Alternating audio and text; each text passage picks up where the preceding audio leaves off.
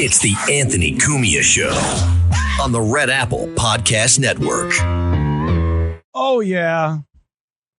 Another Sunday. Look how quickly that week flies on by, doesn't it? Doesn't it go by so fast? Yeah, maybe not for some people. For me, it seems to go by pretty quickly. Sunday, Easter Sunday, for those of you practicing.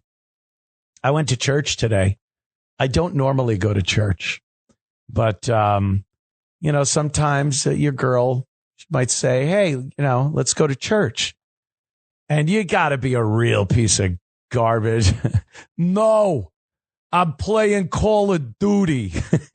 You got to be a real piece of garbage on Easter Sunday if your girl asks you to join her at church, because she goes all the time. What guy wants to try to die on that hill? No, and I mean it. It's really not even negotiable. You're going to church. And I don't mind it. It's not like one of those things where I'm like, oh, God, I got to go to church. Oh, God, I got to go to church. It's just, from when I was a kid, I find it boring. And I'm sorry about that. I feel bad for it. I feel guilty. I'm a guilty Catholic, I guess. But I just feel kind of like I'm sitting there. I want to get into it. I want to listen to what's being said. And I do. I don't go yapping. I'm not yapping through it. But and it's not in a language I can't understand, like Latin or something. Or it's not like when I was a kid and just wanted to get out there and play with my Tonka toys. But I'm just, I hear the words, I'm listening, and I feel like I'm just biding my time till I can leave. But I do feel like I understand it, and I understand how the people, the priests and all of the staff that they have there, the little kids lighting the candles and everything. I understand how they're really, into it, understand it. But I'm just like, I'd like to. I guess I'd like to be more spiritual, but it's just one of those things where I'm like, oh boy. And then the worst thing, and this, I don't even know how do you go about apologizing for this. Do you go to confession for something like I'm going to tell you? And I've heard from other people that they have the same kind of thoughts in church, and I don't know what this is all about, but it's real as rain. You just get these terrible, terrible, evil thoughts. And I'm not a bad person. Don't ask anyone. They'll probably tell you different. But I'm not like a terrible person. I don't do that many terrible things. But when I'm sitting in church, I can't help, like I said before, I'm a little bored. So I can't help but look around. And if there's an attractive girl sitting, I kind of look, and guys, can I get some help here, gentlemen? Guys, we look and you could just go, wow, that's a pretty girl. Very pretty, dressed very nice. It's Easter. She's in a little yellow or pink Easter dress or something. And that would be fine. I'm sure, everyone involved and Jesus and everyone would be fine with that. I'm admiring the handiwork of God himself. But then I start looking like at their ankles and thighs and calves. And I start thinking things, and I just feel terrible about it. But it's always been that way in church. I look around too much. I don't pay a lot of attention, and my mind starts going off on terrible things like that. I'm lusting in church. I'm lusting. For God's sake. Not for God's sake. Damn, no, not damn. Damn me. It's, I think it's just because I'm not really captivated by the whole thing. I get it. I understand it. I want to be a little more spiritual, maybe. I don't know. I just don't know. But truth be told, I've talked to a lot of people. They just have these weird, like evil, terrible, devilish thoughts when they're sitting in church. So I did it, though. I went. It was nice. It was very nice and calming when I wasn't lusting. And the people seem nice. It's I don't know if a lot of people know, but I'm down here in South Carolina. And oh, my God, this place. I was in New York last week. Had a great time hanging out with all the guys from the station up there. And Jimmy Norton was on last week. Just an amazing comic and great friend of mine. And all that's great. But walking around in New York City in 2025, nah, ain't for me. You know, here in South Carolina after church, we went to get some brunch. People are dressed all nice. It's like tip of the hat. It's beautiful. Southern charm. A little of that Southern charm. But it was awesome. Had a great time. I was very happy. Great weather too. Just one of those things. A good Easter Sunday. The other thing today, unfortunately, and I had just talked about it right before I came on here just now, is 420. It's 420. So I talked about the whole weed thing, and I just find that kind of ridiculous. If you're 12, 13, I guess it's 420. But anyone older than that celebrates, 420 by smoking weed, it's a little childish. And then there's the other one that people want to bring up. Oofa. 420. The birthday of a notorious character in history. You may have heard of him. So all those things coming together today kind of made this big kerfuffle. But I'm sticking to Easter Sunday, the one-way ticket to the resurrection. Yeah, Scarface, always a great movie. But yeah, that was just kind of weird. Maybe we'll take a call right here, right on the spot here. Casey from Detroit. Casey, what's up? How you doing, Casey? How are you doing? How you doing, man? Hey, you know what? I got to go to confession after I leave church. Yeah. Because when these girls go up to communion, oh no, yeah, I'm mentally raping them. Oh, jeez. No, they're coming up hot and shit. And, well, you got to watch your language, sir. You must watch your language. This is amplitude modulation radio, and it's guided by the Federal Communications Commission. So F's and S's and things like that. We gotta make sure that doesn't happen. And you don't have to be that graphic. I understand some of the girls are very pretty in church. They come up and you're lusting, and lust is a sin, if I'm not wrong here. Yeah, Casey? Yeah. All right? You're yeah, right. no, I'm fan yourself. Sorry. I'm sorry about saying that, but I look at them coming up and going back. I'm like, and then I go to confession on Monday because they're hot. Yeah, I know. I hear you, Casey. Well, I don't think it's wrong. We're built. God made us, so how can we be wrong? You know what? But I never got him in a pew.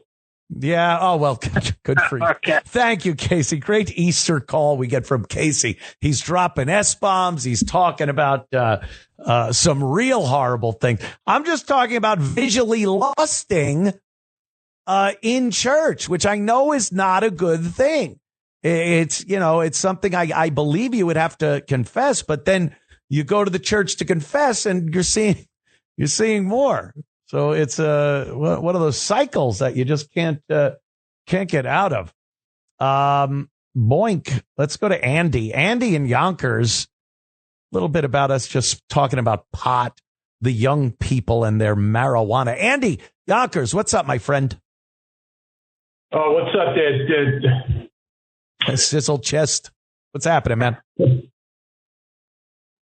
You're on the air, sir. Okay, I'm here. All right. Give us a talk. It's me. It's Anthony. We're talking. You want to talk about kids and the weed? Let her rip. Yeah. Anthony, you are unbelievable. I have followed you for the last 25 years. would help me get through. I apologize for that. No, I appreciate that. No, it helped us get through work. You know, we used to fight over who we're going to listen to. You always won out. The thing is, the battle cry, the rallying cry of the potheads was legalize pot and you'll be able to pay off the national debt. Do you realize how big that joint would have to be? That joint would have to be bigger than the universe to pay off the national debt. Andy, you bring up a great point. That was always something, man. If they could just sell weed and tax it, there'd be no debt. We'd all be driving around in Cadillacs and swimming in our pools. And what happened? They legalize it, they're selling it, and we're in more debt than ever. It's all such crap. Yeah, it's total BS, but it sounds good on the radio. The guy sounds like he's clever. He's coming up with some great idea or something. I mean, I'd put him in charge of the Fed, a pothead. You never know. There's so many guys in charge of these big corporations now. Basically, 20, 30 years ago, were the biggest potheads on the planet. That's true. Now they're running corporate America. But I just wondered one thing, because you're a guy with free speech and everything. Sure. I wonder, people love to always say the name Pelosi and Fauci. I consider these people to be useful idiots because they're protecting the Chinese communists who sent the virus here, killed 1 million Americans. And they I mean, I know the reason why they like using their names, but the joke is on them. They lost their country. They lost America. You ain't getting it back. You're going to get 1 million illegals out of here. They emptied out their jails and sent them here under Biden. They don't say nothing about Biden. He flew them in here. Yep, and you try to send one back, and they jump on you like you're Hitler, if I may say. It's crazy, Andy. It's goddamn crazy, man. But thanks for calling. I appreciate it. We're going to take a quick break, and then we'll return. Don't worry. Nick Dipaolo will be on in no time. Stick around. Anthony Cumia Show. It's the Anthony Cumia Show on the Red Apple Podcast Network. It's the Anthony Cumia Show. Entertaining and informative. On the Red Apple Podcast Network. Yeah. The Anthony Cumia Show. I just told you. That's who I am. That's who you're listening to. And welcome back. We were just talking about this whole El Salvadorian thing. Chris Van Hollen, the Maryland senator, went down to El Salvador, and at first, I guess they wouldn't let him see. What's his name? He's got like a real cool sounding name. When AOC says it like in the vernacular and the way you're supposed to say it. Anyway, but he goes down there, and that's who it is. Kilmar Abrego Garcia. I am Kilmar Abrego Garcia. And this guy's a violent criminal, gang member. He was here illegally. These are facts. And all of a sudden, all the Democrats, he's the greatest guy in the world to all these Democrats. They want him back. Oh, my God, they need him back in this country. We've had so many instances of illegal aliens perpetrating some pretty horrible crimes against American citizens. But just like the Dems, oh, my God, what happened? Trump sent him. Well, we got to bring him back. If Trump deported him, he must be a great guy. They are insane and want nothing but what's absolutely worse for this country. The worst thing possible for America. That's what they seem to want. And they prove it on a daily basis. So we got this senator, Chris Van Hollen, which I just hate the name. How could you not look at it, try to say it, and think Van Halen? It's Van Halen all the time, every time I see his dumb name. So he goes down there, and he finally gets a meeting with the guy. They shake hands at the jail. They go out for some beverages, I guess. There's margaritas on the table. And then this whole margarita thing becomes very conspiratorial. Oh, what is this? He doesn't look like he was tortured or beat up. He's sitting with the senator without a scratch on him. They got icy cold margaritas in front of him. So what's the problem? Why are they making it sound like this guy is being tortured? on a daily basis. Well, Chris Van Hollen went on the news and talked about what is being known now as Margarita Gate, I guess. Let's listen to a little of Chris talk about his meeting with Gilmar Abrego Garcia. Now I just want to take a moment. I hadn't planned to do this, but as I was landing on the airplane, I got a transcript of some questions President Trump was asked at the White House today about what I would call Margarita Gate. I don't know if you guys have been following this, but President Bukele, after I met with Gilmar, did this tweet showing us at a table with these 2 glasses. So here's what happened. When I first sat down with Gilmar, we just had glasses of water on the table. I think maybe some coffee. And as we were talking, one of the government people came over and deposited 2 other glasses on the table with ice, and I don't know if it was salt or sugar around the top, but they look like margaritas. And if you look at the one they put in front of Gilmar, it actually had a little less liquid than the one in front of me, to try to make it look, I assume, like he drank out of it. Let me just be very clear. Neither of us touched the drinks that were in front of us. And if you want to play a little Sherlock Holmes, I'll tell you how you can know that. So if you look at the video or the picture I sent out from the beginning of our meeting, you'll see there are no glasses on the table. So you'll see in later videos they are on the table.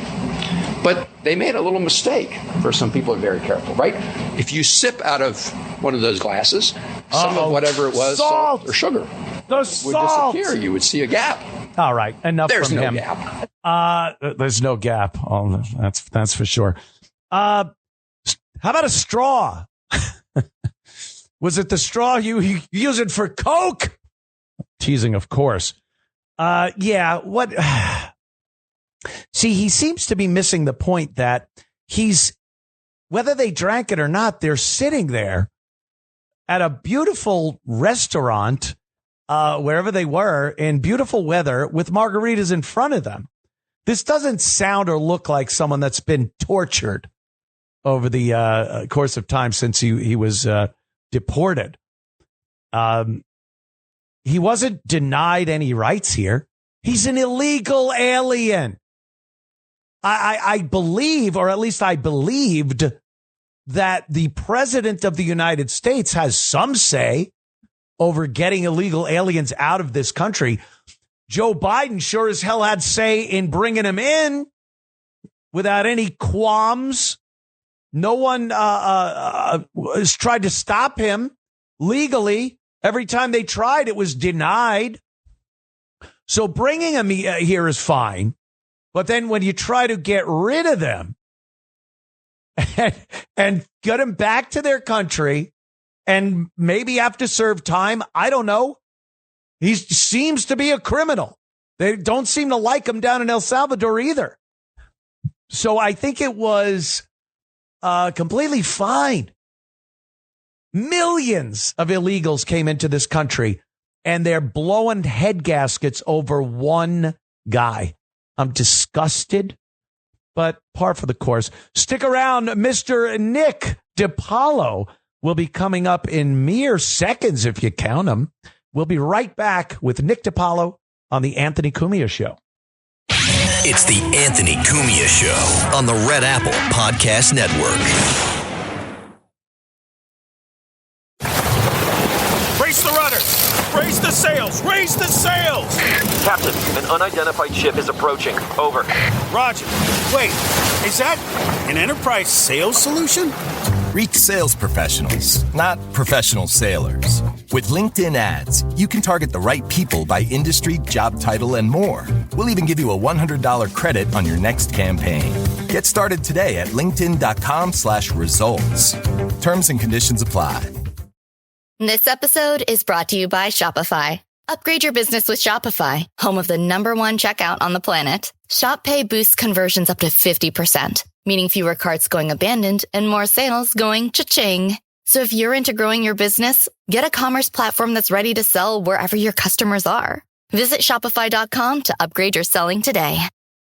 The number one selling product of its kind with over 20 years of research and innovation. Botox Cosmetic, out of botulinum toxin A, is a prescription medicine used to temporarily make moderate to severe frown lines, crow's feet, and forehead lines look better in adults. Effects of Botox Cosmetic may spread hours to weeks after injection, causing serious symptoms. Alert your doctor right away as difficulty swallowing, speaking, breathing, eye problems, or muscle weakness may be a sign of a life-threatening condition. Patients with these conditions before injection are at highest risk. Don't receive Botox Cosmetic if you have a skin infection. Side effects may include allergic reactions, injection site pain, headache, eyebrow and eyelid drooping, and eyelid swelling. Allergic reactions can include rash, welts, asthma symptoms, and dizziness. Tell your doctor about medical history, muscle or nerve conditions including ALS or Lou Gehrig's disease, myasthenia gravis, or Lambert-Eaton syndrome, and medications, including botulinum toxins, as these may increase the risk of serious side effects. For full safety information, visit BotoxCosmetic.com or call 877-351-0300. See for yourself at BotoxCosmetic.com.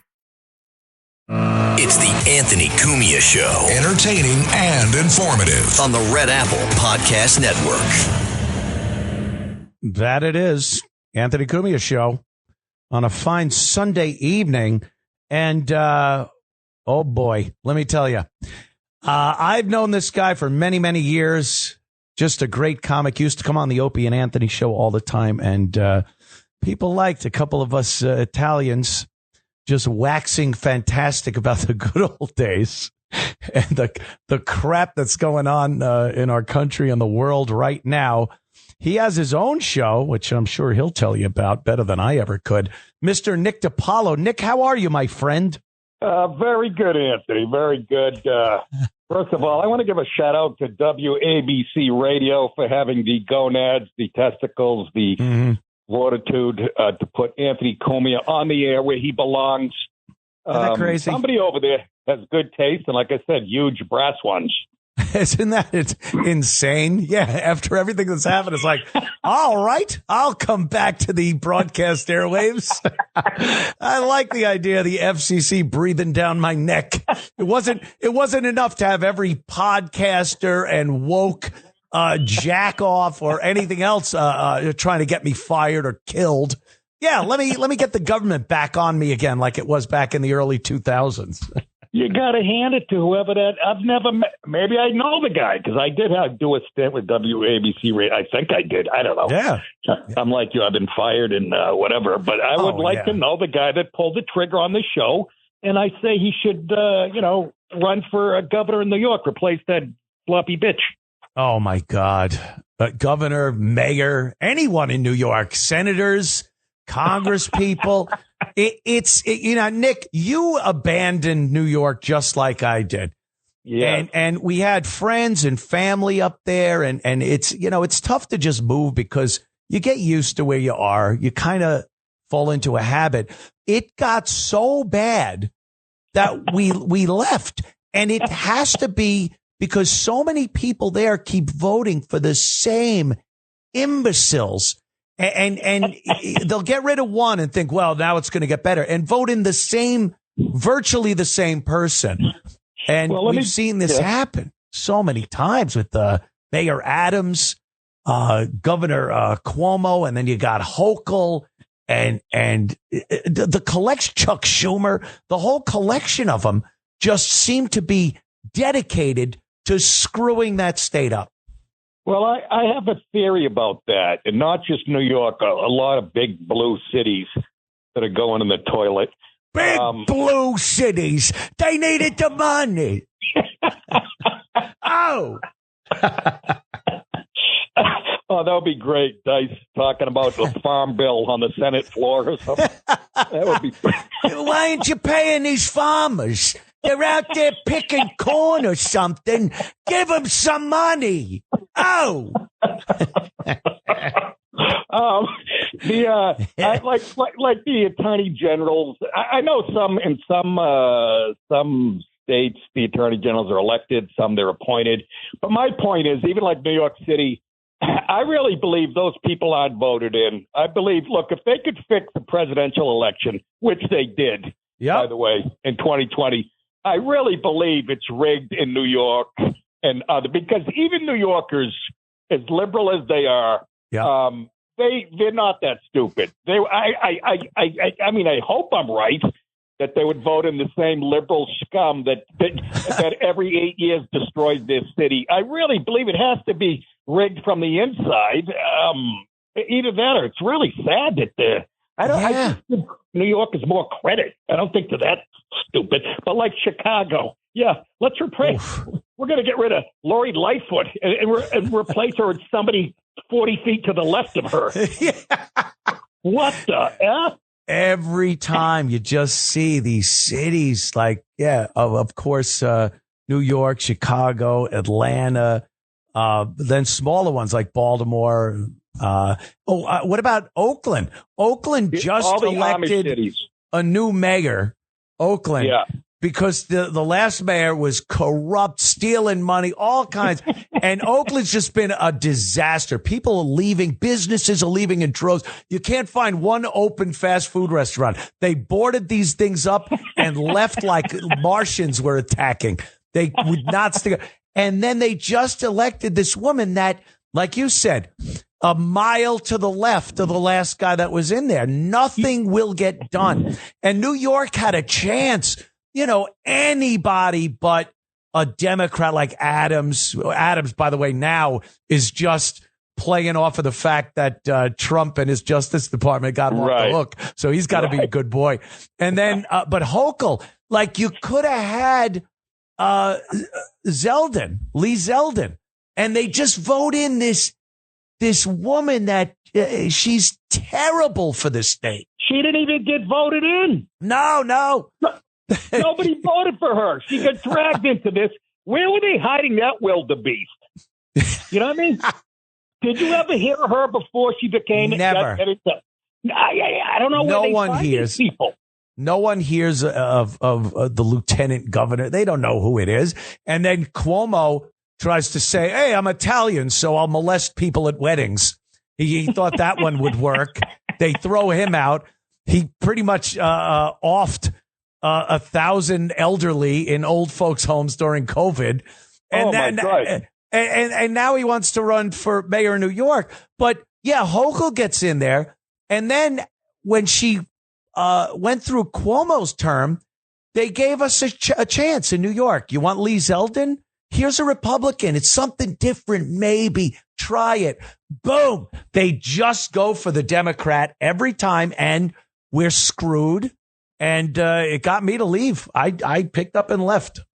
Yeah, well, I always dreamed of heading south, and my politics always fit down here. I mean, I was being called a redneck in 7th grade, for crying out loud, before I even knew what it was. I didn't know I didn't like liberals. I didn't even know what a liberal was when I was 14, but I knew one when I met one. It was like pornography. Yeah. I know it when I see it. You knew what it was. It just didn't have a name yet. It was just, they're just watching them try to destroy the country. Well, you get someone like Trump in there. Look, he's not perfect. I think we could all agree on that one. Believe me. Exactly. But he seems to be trying to do what's best for the country, not a little group here or this person or this soundbite. And all they're doing is trying to put the brakes on him and not let him do anything, to the point where you're looking, like I was saying, how do you look and go, can we get rid of the illegals that have been pouring into this country for years now? And then he tries to do it, and he's the bad guy. And the illegals are the heroes.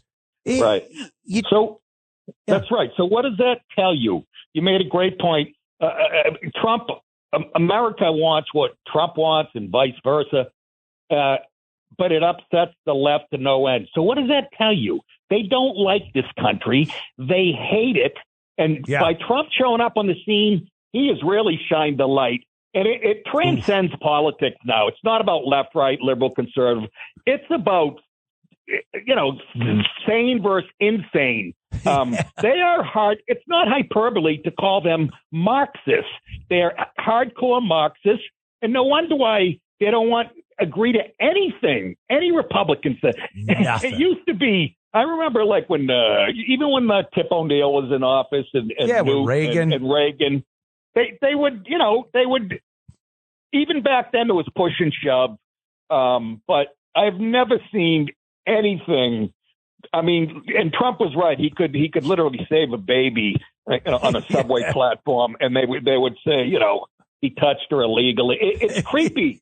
It's creepy that Van Hollen jerk off. Yeah, go ahead. Go down to El Salvador.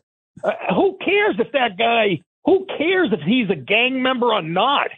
He was here illegally, and we know he beat his wife. Aren't those two things enough? Ugh. Right. Isn't that enough? But no, he's the hero. Donald Trump's an awful person.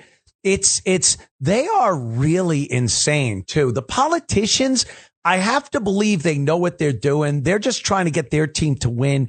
The Democrats have only had one playbook for years now, and they're playing the same play over and over again. It's obviously not working, but I can't believe they are as insane as their constituents are. Well, I always, people always talked about good and evil, and I thought that was a little hyperbolic as far as politics go. Not anymore. This is the first time I really go, oh, there really is. I mean, when you're defending doctors who have mutilated kids and getting in between parents and their kids and encouraging people who came over here illegally that rape and do all this stuff, that you're looking out for them instead of the victims. I mean, that really is.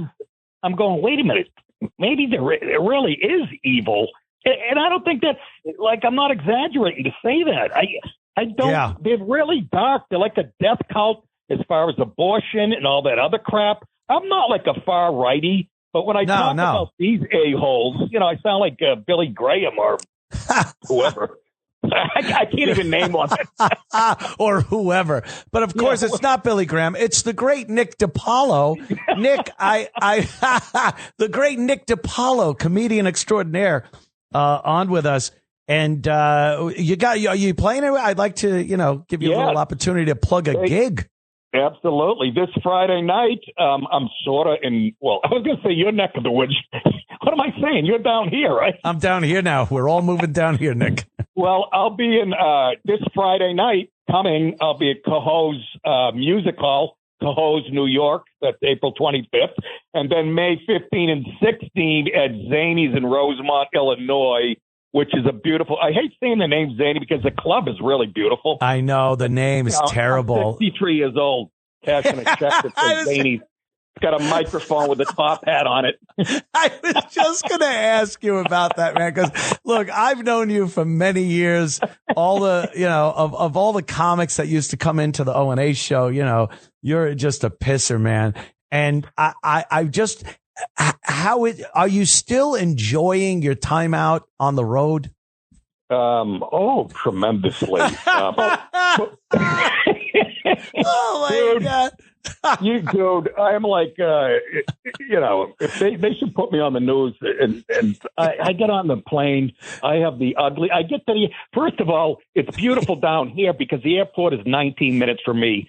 Yes. I get there in a straight shot. Anthony, true story. Last time I flew out of Savannah, I parked the car like in a lot that's kind of a little far away, and it's the same place. And I walk through like 2 parking garages, through the lobby, up the escalator, TSA, all the way to my gate. Listen to this, with nobody in front of me. It's fantastic, right? This is it. It's like the 70s.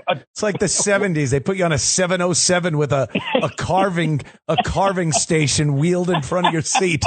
It really is. It's just so I don't have a reason. I have to go to Texas every month because I do this thing with Steven Crowder on Loud with Crowder. Yeah, and he flies me. So I mean, it's first class. It's always the same flight. I actually don't. That's how nice it is down here. It's like going to the airport, and I do hate the flying because it's just a microcosm of our society. But really not like is. when I flew out. It's not like when I flew out in New York. I would get a pit in my stomach knowing I had to go from Westchester County to LaGuardia, not knowing if a truck was going to tip over, if there was construction. Yeah. I would have a knot in my stomach for 2 weeks. And then I get in there, and there's the baby. The minute I get on the plane, there's a baby. I swear to God, they're putting a cigarette out on a baby's foot just to kickstart him.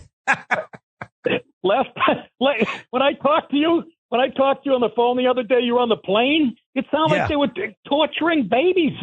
Yeah, there was a baby crying next to me, which, it's what it is. But I don't remember that back years ago. Maybe I'm just looking.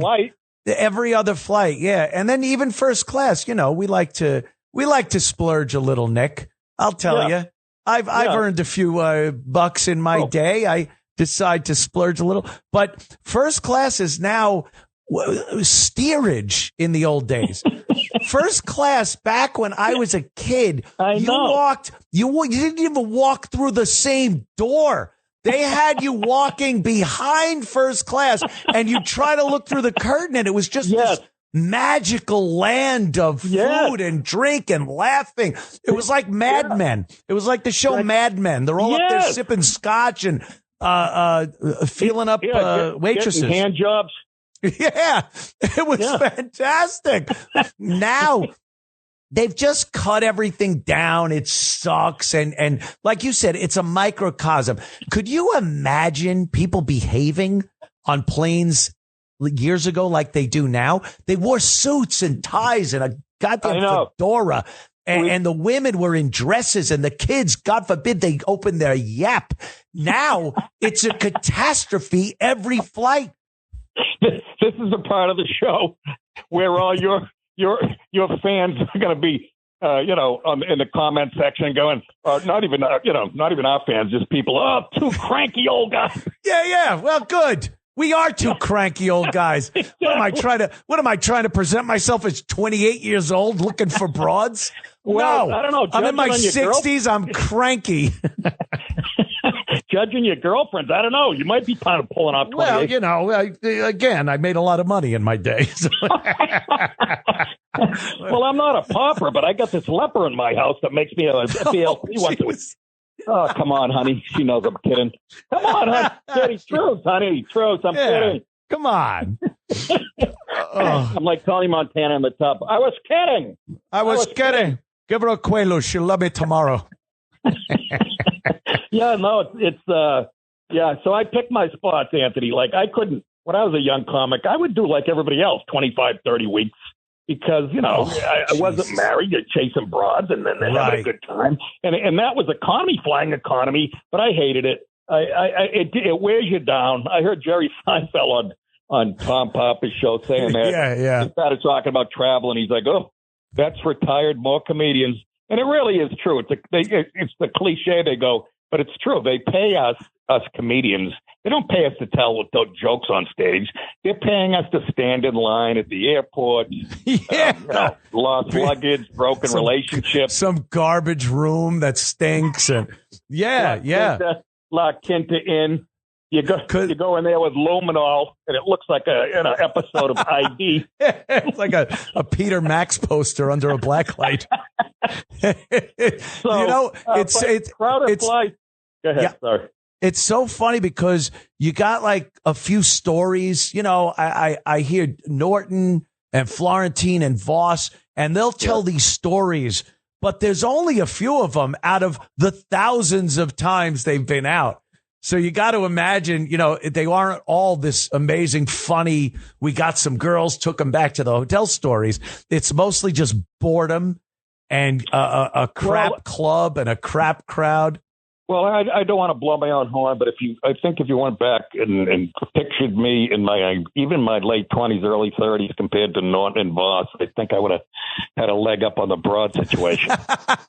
It always about exactly Chippendales there, and I love both those guys to death. Of course, all their Norton, stories. I say Norton. I go, Jimmy, you look better. I think Jimmy he's aging good because I texted him the other day.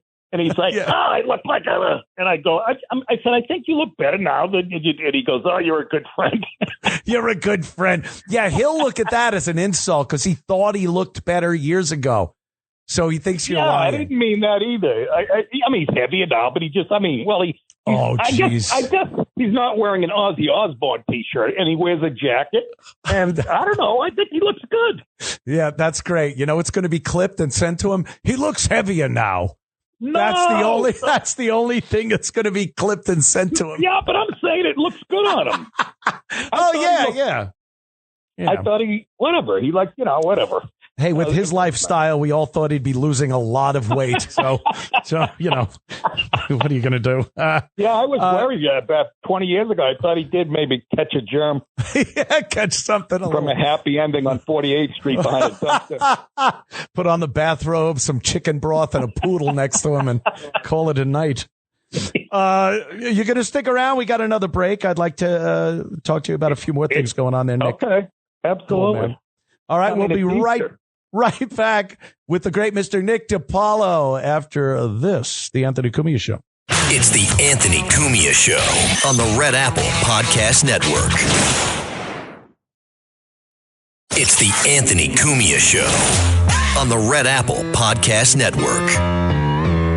Welcome back. If you're listening on the amplitude modulation airwaves, then you don't have to worry about this, but download the app. Download the app anyway.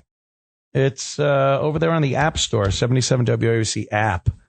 And then you can listen. That's how this technology works. We have Nick Dipaolo, comedian, good guy, rational thinker. Some people might argue that point, but Nick Dipaolo is with us. So, depends how close the Bacardi is.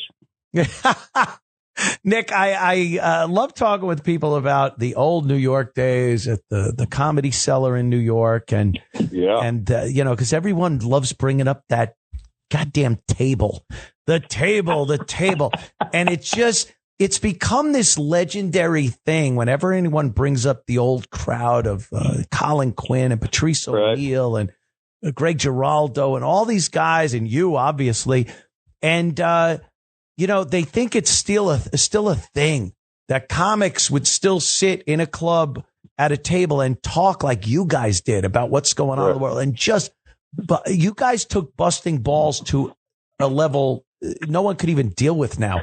They'd go home and off themselves. What is this? You're out there. You're in the clubs. What does it look like these days? Well, first of all, I have to take the table was my idea. I don't know if you know that. I heard that. I've heard that. Yeah. And this is how it happened. I was living in LA, and I moved from LA, and this is how I know I had the eye of the tiger, as they say, like a younger comedian. I flew home from LA like the night I got back, right? Mm-hmm. I still have my suitcase in my hand. Went home for a second, dumped some stuff off, went down to the Comedy Cellar later on, and I get down there, and I had a set. Can you imagine? I actually was on the schedule the night I arrived from LA, which I would never. I would never. Never. And people who know me, I wasn't like the fucking hot. Excuse me, I wasn't the hot. Ding, ding. Ding, dang, dong. Here's one. Anyways, so yeah, I get there, get to the Comedy Cellar, and I'm in the Olive Tree Cafe upstairs, and it's packed, and there's nowhere to sit. And I knew Manny because I was playing the club before I moved to LA. And I go, Manny, can't you reserve a table for the comedians? I don't want to stand amongst the people that are going to come downstairs and heckle me, or you know. Yeah. And Manny was such a great guy. I thought that would just bounce off him, right? I come in the next night. There's a table, with a bunch of 3 signs on it that say reserved for comedians. And in the first few weeks, Manny loved me, you know. And for the first few weeks, customers were still trying to sit back. We'd have to kick them out, you know. They would just ignore the signs and sit at the tables, and would have to go, you know, because it was my idea. I thought it had to be me who said, "Scram, get up, get you and your fat girlfriend out of here." Yeah, God bless Manny for doing that, and that's how it started. And then Patrice O'Neill, Giraldo. I'm trying to remember some guys that are alive. Yeah, right. Norton, Norton, Voss, Jimmy Bob Norton, Kelly. and Bob Kelly and Voss and Colin. And yes, we would have at it, and the way, and some nights it got ugly, like Patrice and Geraldo got into it one night. I think Geraldo was a little tipsy, if you could say. He had a few in him. And that Colombian came out when he had a few drinks. Yelling. Patrice wasn't even at the table yet. Patrice was leaving, and Geraldo said something. And they start yelling at each other. And this isn't a packed restaurant with right. And families. And Patrice is effing this and that. And Geraldo, all this racial crap. You know what it's like, too? It's just like when you watch a Scorsese mob movie and people go, wow, we're just busting balls. It's all right. We're just busting balls. Whenever anyone says that, someone's going to die. It's never just busting balls. Someone is going to take it way too far, but that's what made it so funny, man. You're right, and some people did die, but it wasn't because of violence. Well, no, it was other issues. Yeah. But, hey, Nick, could I cut you off real quick, and could you stick around for one more segment because we've got a pretty tight show here, my friend. All right. We'll be right back, of course, with the great Nick Dipaolo. I appreciate the time, Nick, because you're awesome, man. Right after these quick words on the Anthony Cumia Show. It's the Anthony Cumia Show on the Red Apple Podcast Network. It's the Anthony Cumia Show. Entertaining and informative. On the Red Apple Podcast Network. Nick Dipaolo with us. Remember the old days? I remember the old days. Oh, jeez. Man, back on the... Yep. I was listening to AC/DC. Is that what they playing on the station? Well, no, that's just for us to hear. Oh, I knew it. Yeah. I thought WABC made a real 180. That would be a hell of a change right there. They just started playing AC/DC. You see, they're on their, I guess, their final tour. Is that it? Because I saw some clips and it's like, look, some bands can just go on and on forever. AC/DC's known for just being pretty hardcore, and it just it was a whole lot of Rosie was my wedding song. We lost 3 sets of grandparents trying to dance to that. It's so funny that you were playing AC/DC because I have a guitar here. And I was just learning chords today, like a 15-year-old. Are you trying that? You get to a certain point in life, and you decide to pick up a guitar. I'm hoping to make this circuit at 63. I got a great name. The band is Osteoporosis, and it's a new album called Bone Cancer. We're throwing out free hurricanes to the first 100 people that show up at the door. It's a good way to keep your mind sharp. It really, it's fun, But I get so frustrated. I'll think I'm, getting a few licks down, and then I'll go on YouTube and I'll see a 10-year-old Asian girl playing Clapton better than Clapton can play Clapton. And I don't know. I smash my guitar in the alley behind my house. Dude, I don't know what's real anymore and what is just because we have cameras. Everyone can record stuff and they put it up there. 30 years ago, was some 9-year-old playing Van Halen riffs? Right. It doesn't make any sense. Either something really changed or we were unbelievably incompetent back then. Because I picked up a keyboard at one point in my life. I thought I was going to be able to tickle the ivories and play Piano Man and have girls swoon over me. Needless to say, that didn't pan out. The Casio didn't work for you. No, it was a little Casio keyboard, and I'm trying to sing us a song. You're the piano man. And I'm thinking, I'm in. You should have picked up the guitar at 13 because by 15, you are king. I saw my brother do it. It pissed me off to no end. He would show up at a party I'm sitting there trying to, do my jokes, my little jokes. And Joe starts playing songs and girls would, believe me, we all know this, Nick. Musician beats comedian anytime at a party. Anytime. One of my best bits was about that. Remember the show Behind the Music? And I'm not going to remember the bit. You guys are going to have to Google it. But they had that show Behind the Music on like MTV. Yep. So you never saw that. You never saw Behind the Laughs, did you? Behind the comedy. No. Right? Bringing back some girl with a club foot. She was like the coat. She worked in the coat room at the Funny Bone. Right. In Grand Rapids. She had a hair lip. They're talking about. I remember on that VH1. I don't know if it was the Stones. Somebody said, "I woke up and there was a needle hanging out of my arm." it was like Nicky Six or somebody. So I put that on my act. I go, comedian would say that. I woke up, there was a needle hanging on me. Apparently, I rolled over on the sewing kit at the La Quinta Inn. I had about 8 analogies.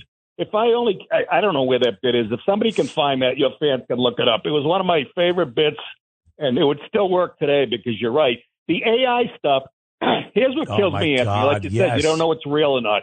The animal stuff, I'm in a bar looking up watching Jive TV or Clyde, whatever it is. And it's the animal stuff that makes me crazy. There's a clip of a deer running in front of a car. The guy stops the car, right? The guy gets out. The deer leads him into the woods to another deer that was wounded.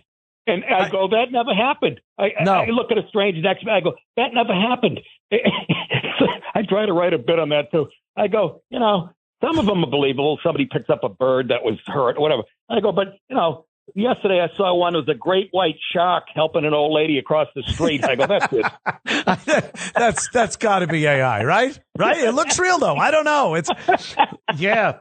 You know what it is also with, like going to those parties years ago. And like I said, my brother would be there, or a musician. Anyone can accidentally be funny.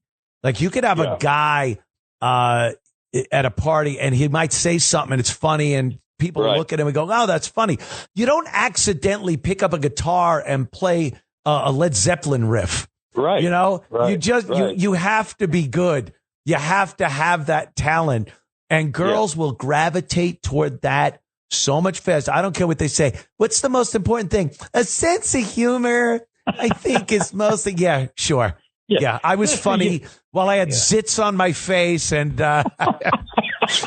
and I'd finish up a little premature. But what do you find important? Well, a big dong, and he's got to be able to play the Les Paul. He's got to do 3 songs off the Black Sabbath's first album, and he might get the first. You're right. It's the comedy thing. That's the part. What's tough about stand-up, though, because of what you just said, almost everybody has made their friends laugh at a party, right? But what that does is make them think that they're comedians. Between making your friends laugh at a party and going on stage and converting that to strangers, is a whole different ballgame. So everybody has made somebody laugh, which makes everybody an expert on comedy. You're like, he's and you can be very unfunny and get away with it. I mean, a lot of people don't know the difference between a Bill Hicks and I always say Carrot Top, but I like him. I don't want to pick on Carrot Top. No, he's actually done very well for himself, and he's always gotten good reviews, that son of a bitch. Tell me about Anthony. You know how depressing it is? I play Vegas, and I'm walking down the hall to my room, and all the do not disturb signs have Carrot Top's ad to him at the MGM Grand. Yeah, his face. And I'm playing Tom's Lounge. At the Zebra Hut. Yeah, people can fake it at a party. One line, your friends are funny. And then I guess it had to be back in the early 80s when that comedy boom happened, where everyone thought they were a comic. I think that was part of it. A lot of those open micers started out with, hey, I cracked my family up at around Easter. Everyone's laughing. and they bought it. And there were all these comedy shows that were out. Oh, yeah.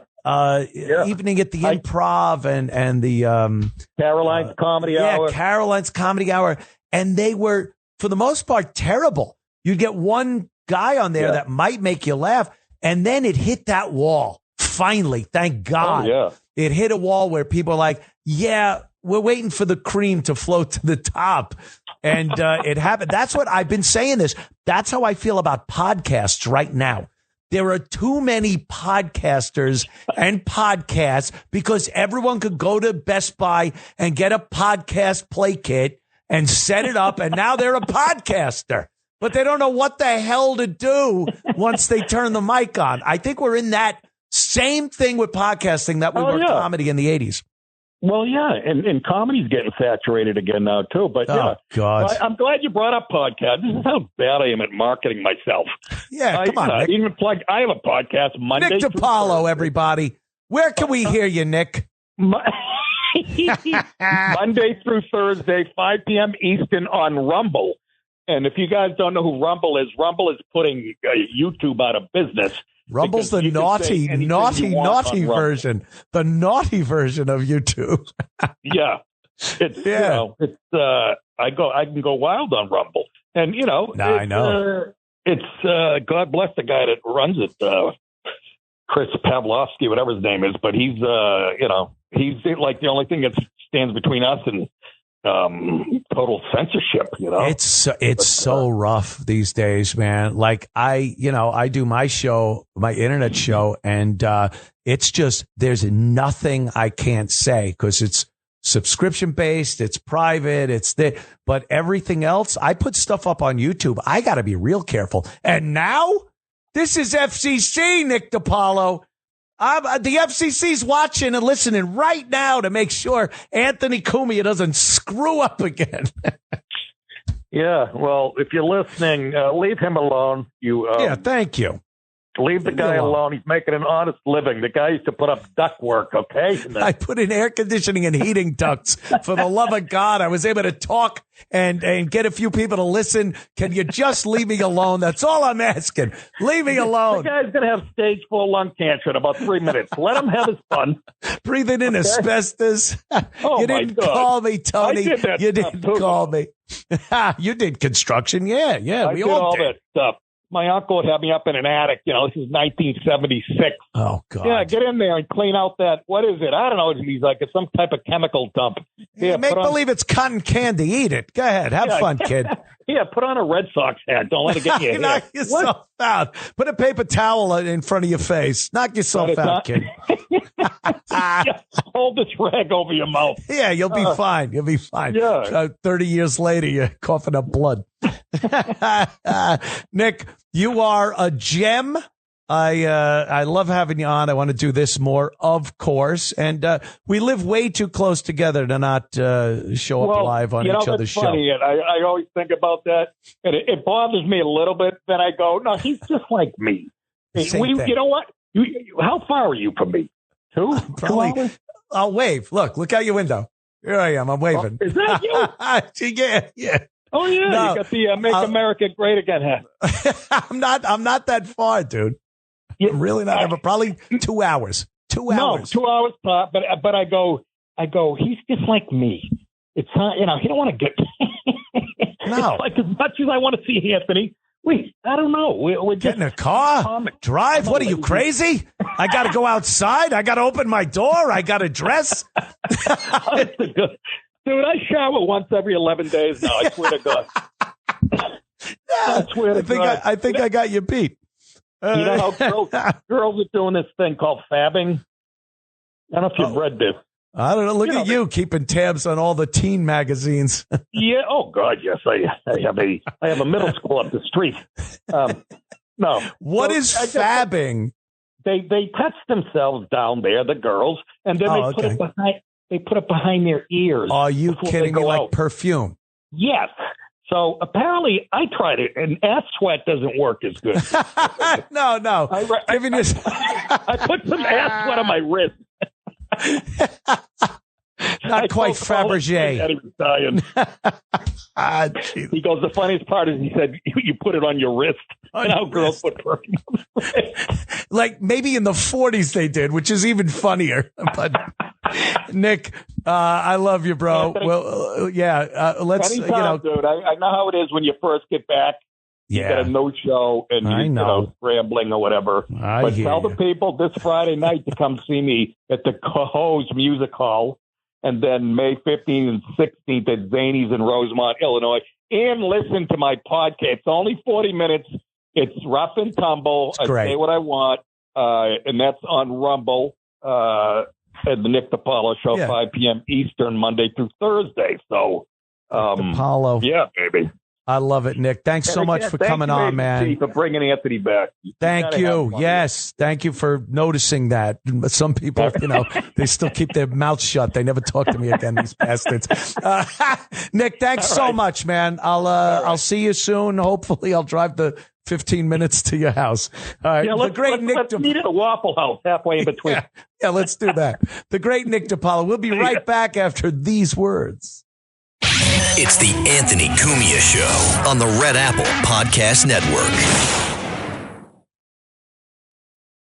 It's the Anthony Cumia Show. Entertaining and informative. On the Red Apple Podcast Network. My God. So much fun. Nick Dipaolo, just a great guy. Funny as hell. You go to one of his shows, he doesn't give a crap, I guess I could say. He's up on stage. He definitely cares about what he's doing. He's very funny, but a heckler, to be a heckler in front of Nick, ooh, boy, that's brutal, man. He will destroy you. And it's just really funny and, pertinent to the times. Great guy, Nick Dipaolo. I wanted to talk. I actually wanted to talk about this with Nick, but he had to go. Fake news, everyone. There's some fake news going on. Can we get some fake news? Because it's now. Fake news, folks. Fake news. It's the fake news. Fake stories. News moment. I don't know if I've ever had a fake news segment that wasn't MSNBC. It's even worse than CNN these days. They're so blatant in their fake newsness that they always seem to come up. This one, the latest one, is MSNBC's Simone D. Sanders Townsend. Yes, that's the name. How pretentious is having Simone D. I don't know what the D stands for. And why didn't you do like Simone D.S. Townsend instead of Simone D. Sanders? Or do the whole thing. Simone Dillon Sanders Townsend. But very pretentious, that name. And this is from MSNBC. And because of the deportations of the illegals, people just are assuming that anyone that Trump doesn't like, even if they are an American citizen, could possibly get deported. Let's listen to Simone D. Sanders Townsend. I've been talking about the Nelson of the NAACP Legal Defense Fund. She penned an op-ed in The Nation this week, and her op-ed talked about that we think that democracies are... the way they die is dramatically through these wars and blood is shed, and it's cinematic in a sense. But really, the realistic way in which democracies die is that it's dismantled brick by brick, piece by piece. And she says, that was what we are seeing now with the lawlessness from this administration are really the canaries in the coal mine gasping for air. I'm paraphrasing here. But to me, that is why Kilmar Abrego Garcia's specific case, case of the gentleman who's a makeup artist out of California who was also sent to that prison. That is why the 75% of the folks who have been sent, the men who have been sent there that don't have criminal records, that is why this is so important. Because if they could do it to them, If they could snatch students off the street without any pushback or recourse, they will do it to any of us. And to be very clear, it's going to be the people of color and vulnerable communities that are next in line. I think that's right. That's certainly part of why for her. Thank you. So, because they deport illegal aliens, which has been happening forever in this country, for some reason, we are going to be deporting everyone? People of color. I like how she says that. People of color. Has this happened? Did Trump say in any way, shape, or form that might be something that may happen in the future? Of course not. It's more fake news, and lies and propaganda. I don't know anyone that watches MSNBC. I think more people just heard MSNBC right now on my show than they did on MSNBC, quite frankly. But that's what's going on. They just pour this nonsense and garbage onto the American people. It's no better than the old Soviet Union was. Look up Pravda or TASS news agency. Those were the old Soviet Union newspapers, and it's no different than MSNBC and CNN is now. We'll be right back after a couple of seconds. Don't go anywhere. It's the Anthony Cumia Show on the Red Apple Podcast Network. It's the Anthony Cumia Show. Entertaining and informative. On the Red Apple Podcast Network. Shocking. We were shocking. Look out. Anthony Cumia Show. Let's take a call or two. We've talked about a few things that I think the people want to either rebut, agree with, or just babble about. How about Jim? Jim apparently is from upstate New York. What's up, Jim? Hey, Anthony. Hey, you're my new favorite show, man. I'm not fucking up. You're really good. I appreciate that. I was a Stern guy back in the day, and can't stand him now. It's so different, man, from the old days. I was what they called in the business a P1 listener. I wouldn't miss 1 second of Stern, and it's like a different person now, but, you know, he's what, 70 He's wants something. to fit in with the elite Hollywood crowd. Yeah, the Hollywood guys. Jimmy Kimmel, Robin. I was hanging out with Jimmy Kimmel. Robin. Yeah. It's tough following Nick Dipaolo. He's good. I actually did a little stand-up comedy about 20 years ago. Oh, did you? Well, you know, I started with some bringer shows down in the city, and then it costs you so much money to go down there just for like 15 minutes, and you got to convince people to go down there and watch you. You know, do you have a yellowing headshot hanging in some club somewhere? Well, actually, I booked for a paid show on New Year's Eve, opening for D.L. Hughley on New Year's Eve at New York Comedy Club. Was that before or after 9/11 New Year's Eve? That was after 9/11. I was thinking about that. Like, is this the night they're going to blow up the Lincoln Tunnel? You never know. I never made it. I broke down with my tractor trailer. I needed the money. I had to work that day and never made it. I was calling the booker, and he never answered my phone calls again. You're like a rom-com character. I drove a truck, but I was doing stand-up comedy. I met a great I've girl. done a million things, man. I used to own restaurants. I had a pizza place in Newark. I bought a farm upstate. What's that? Look at you. What are you doing now? You sound motivated. Trucking. I have a small farm upstate New York. I buy and sell equipment. I have a small diner I bought up here that's closed. Look at you. You'd never stopped. You're a motivated guy. I like hearing that. You know what it is, man? I lost everything back in the 90s. You know, I had a business that went under, and you know, I spent every dime I had. You know what I mean? And living the life. You know what I mean? And then it all went away. You know, and the only thing. But you're a kind of guy that seems like you pulled yourself up by those proverbial bootstraps and got your ass in gear. I learned the value of money, and I buy things cash. You know, and I private financing. I buy things cash. I'm always flip. I'm up at my shop right now. I go 7 days a week. Well, like I said, you literally are my favorite show now. You're funny, love it, man. I appreciate You're smart. You're edgy. You know, you go to the edge and you pull back. Thank you. Would you ever take like a weekly gig if they offered to you during the week or no? Yeah, it's been it's been discussed. I'll just say that. But what am I doing? I'm hanging out down here in South Carolina. I fly radio controlled planes. I play with my cat and my soon to have dog. Other than that, yeah, give me a show. I'll do it whenever they want me to do a show. I'll do a show. I love it. I listen to your podcast. I'll listen to your show, and then I'll re-listen to it during the week on your podcast while I'm driving. Thank you, Jim. Yeah, I said I'm not a suck up, man. But no, that's great. No, you seem like I never knew you back in the day. I knew your show.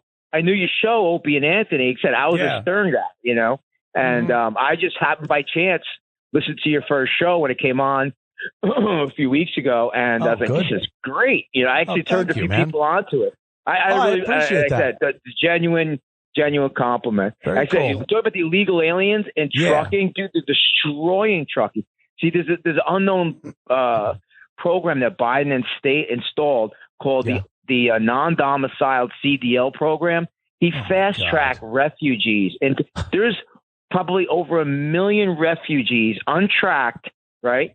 Fast-tracked that are driving tractor trailers now, like Somalians, Pakistanis. Oh, my God. Now, if I'm not wrong here, Jim, and let me tell you, because I've kept tabs on this through the news, they are some of the worst drivers ever. They're involved in so many just regular, not even commercial, regular crashes. They're not insured. They don't have a license.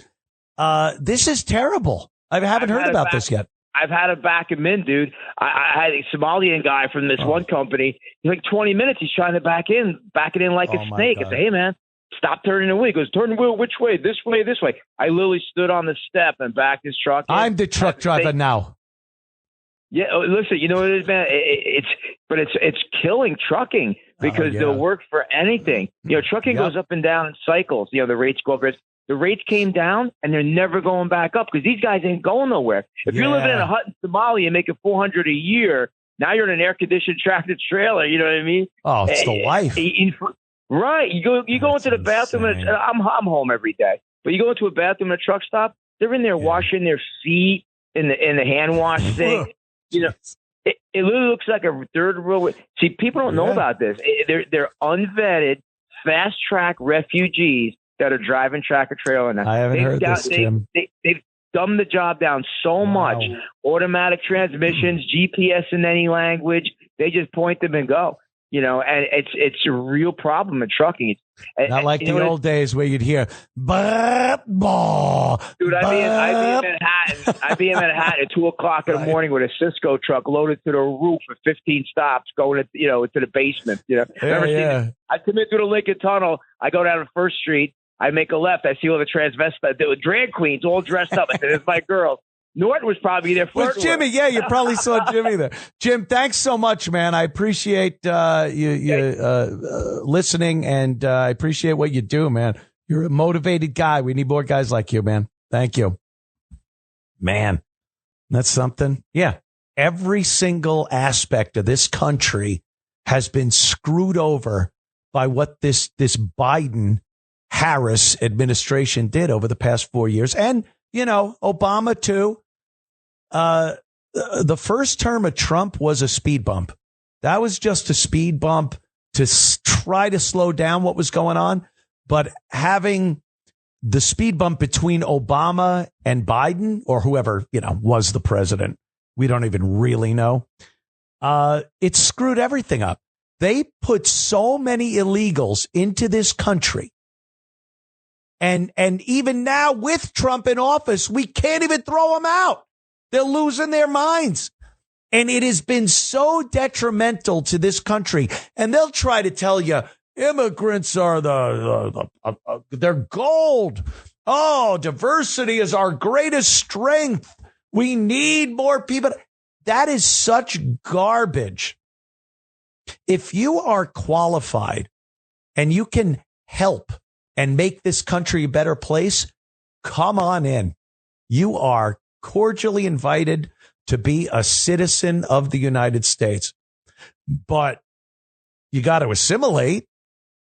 You got to realize what makes us America.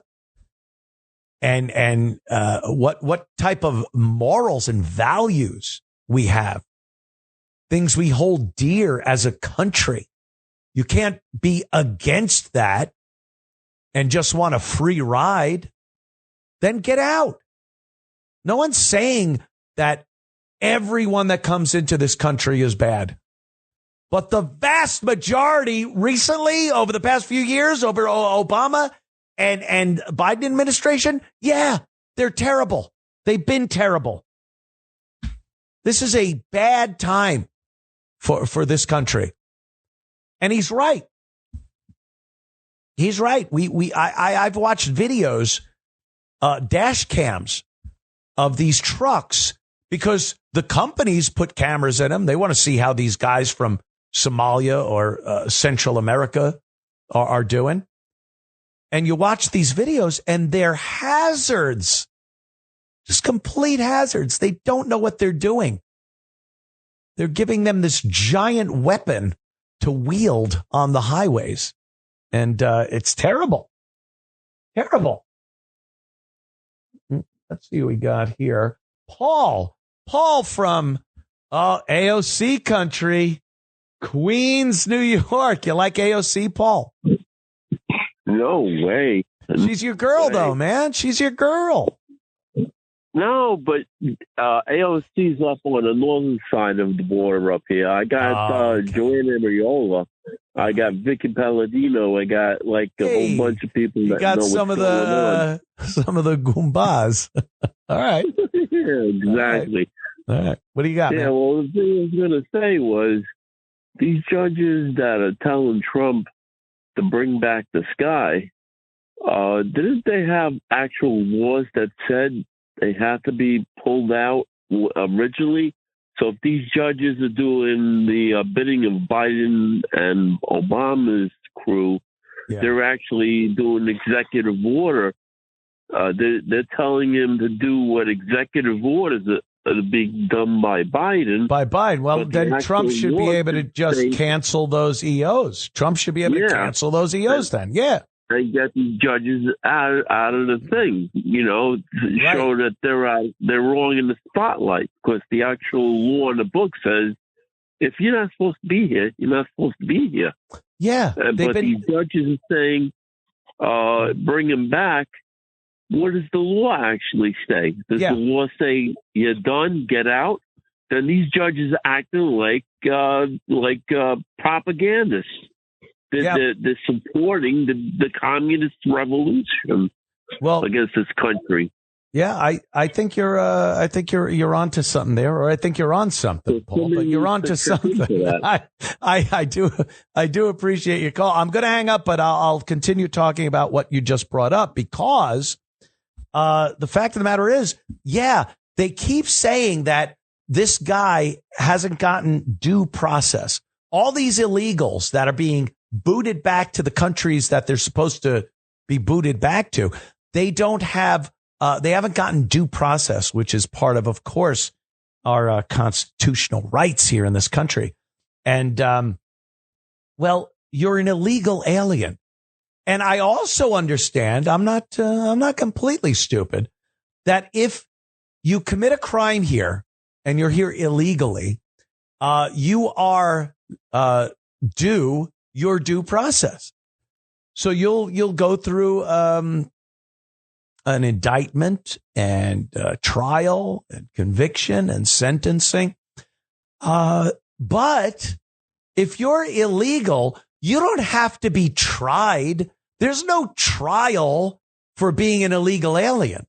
There's no due process there. You don't have to go to court and someone has to prove you're an illegal alien. The burden's on you. If the cops came here to my house and said, Anthony, you're an illegal alien, we are going to deport you, I could show them so much documentation that I am a citizen of the United States of America that of course I wouldn't be deported. But they're not able to fulfill that burden. We don't have to go to court and do an investigation to determine if this guy is a citizen. He's not. He's illegal. We know that.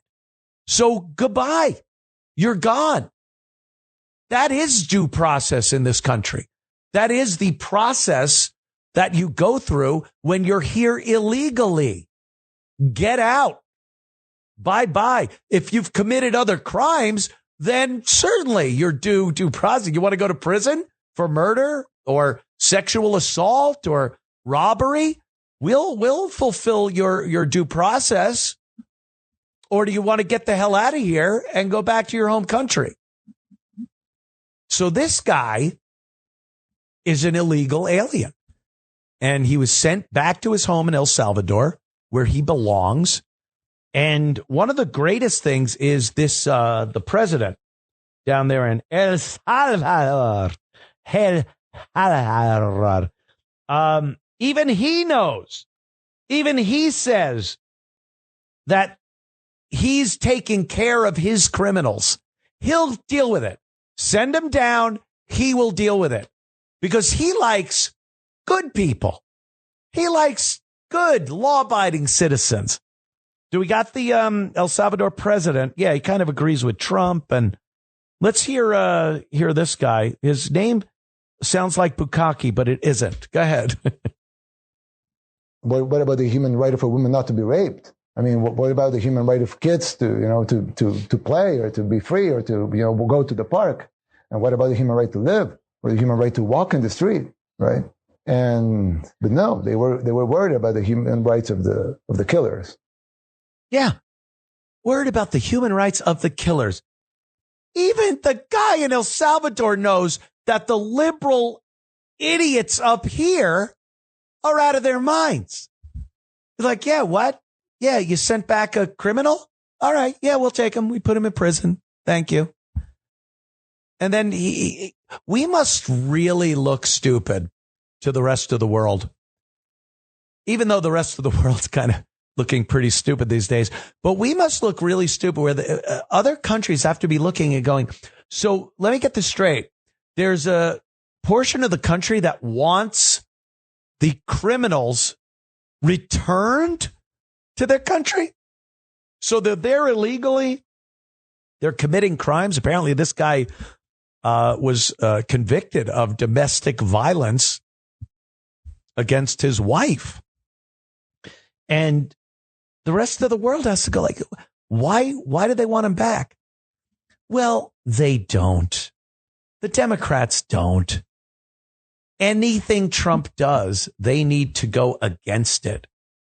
No matter how stupid they sound going against it, because their constituents are mentally ill.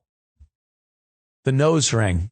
God, what a dead giveaway that's been over the course of a few years now.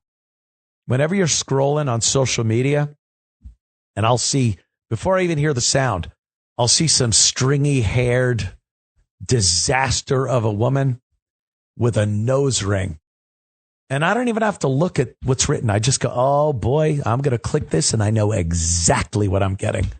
And then Trump today is a fascist racist. I'm like, yep, the nose ring. That told me everything I need to know. It's insane. But that's where we're living right now. I just hope, for God's sake, please, after Trump is done, and he's been just turning the screws on the Democrats and liberals about his third term. He's not serving a third term. I swear to you, he will not serve a third term. He won't try.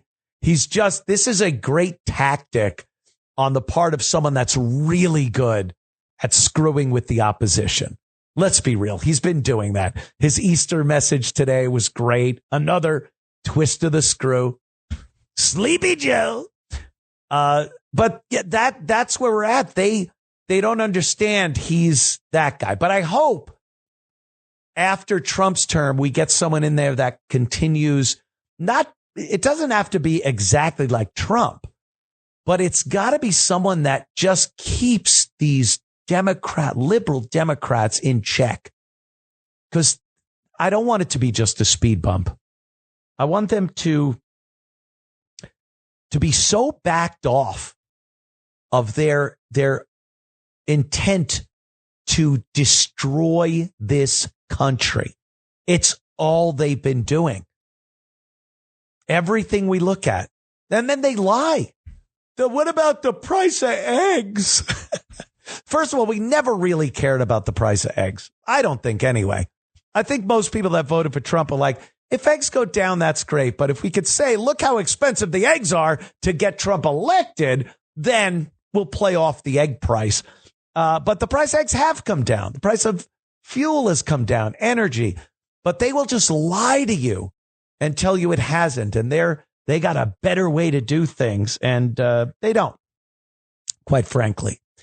And I just hope this term of Trump and the next term of somebody that is also, a Republican, I guess, conservative, someone just with some common sense is elected and keeps these morons we see in the streets every weekend yelling with their nose rings and the purple hair. And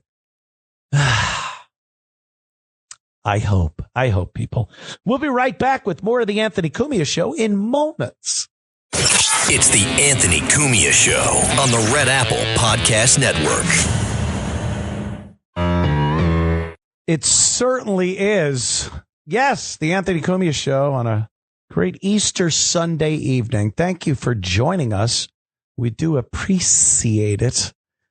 So another thing that happened, but it was right after last week's show. So, I do a show every Sunday. So sometimes stuff happens Monday or Tuesday and it might be old news. So I'm not going to dwell on it. I'm going to kind of try to take a different tack on it. But the Jeff Bezos rocket thing with the women, we've been through it. Believe me, seen all the memes, all the funny little comments on social media. But I want to get into something just a little different about it. Of course, Bezos, he's got Blue Origin. It needed the money. Blue. And he sent up a bunch of women. Some women. His fiance, I guess. Katy Perry. Gayle King.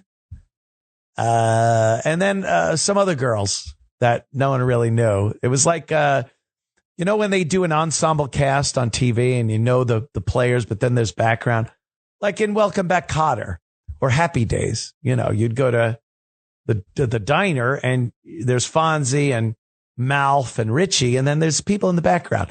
So they had a couple of people in the background.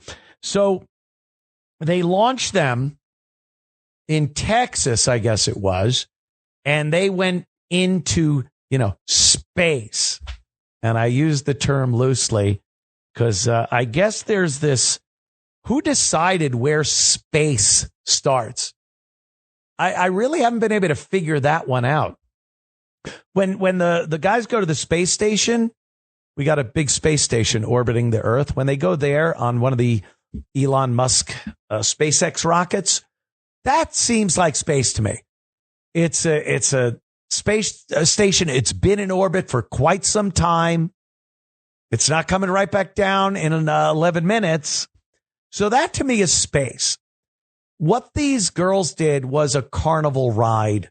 And I had said this before. I think Jeff Bezos and this Blue Origin project is dangerous. It's a carnival ride. He puts celebrities of some note into this thing and then blasts them off past a certain altitude, and then they're called astronauts. Yes, Katy Perry is an astronaut. Oof.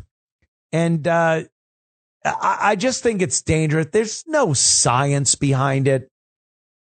There's no real gain of knowledge behind it.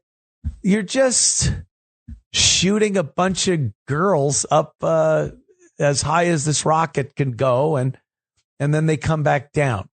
So it's ridiculous, and the whole thing was silly, and we all laughed, and Gayle King got mad, and Katy Perry said stupid things because she's Katy Perry, for God's sake. What did you expect? this is one small step for man. No, we're getting the love that I wish we all could love and feel love. So it was stupid. But some people seem to believe the whole thing was faked and that they never went up. The rocket never went anywhere. And yeah, I don't believe that. And I've been criticized by a lot of people over the course of the years because I believe that we went to the moon. I believe that Neil Armstrong and Buzz Aldrin set foot on the moon in July of 1969. And the subsequent Apollo missions, aside from 13, set foot on the moon. And I've been called an idiot, a dope, a boomer. That's a good one. Hey, boomer. Like, the truth be told, there's nothing that really disproves that we've been to the moon. There's a lot that proves we have been. But, they'll get into that. If you want to, and that's why I had the phones cleared. If you want to call and try to convince me that we have not been to the moon or that the earth is flat, that's another one. I'll waste a few minutes doing that. But, we have to, we'll get a few calls on the line and be able to do that because I think it's crazy. I think it's insane that people actually think we didn't go to the moon and the earth is flat. So call now, 800-848-9222, and we'll be right back with your calls. Yep, we start our third hour of the Anthony Cumia Show. Welcome. I was just talking about, of course, the Jeff Bezos spaceship that took a bunch of girls up into space, technically. I think about this all the time. Like, I grew up loving the space program, NASA, the Apollo missions. All right, you might think I'm real old, and you might be right, but I don't really remember the Mercury program. The Gemini program, I kind of have some recollection as a little kid in between getting smacked in the head by my dad.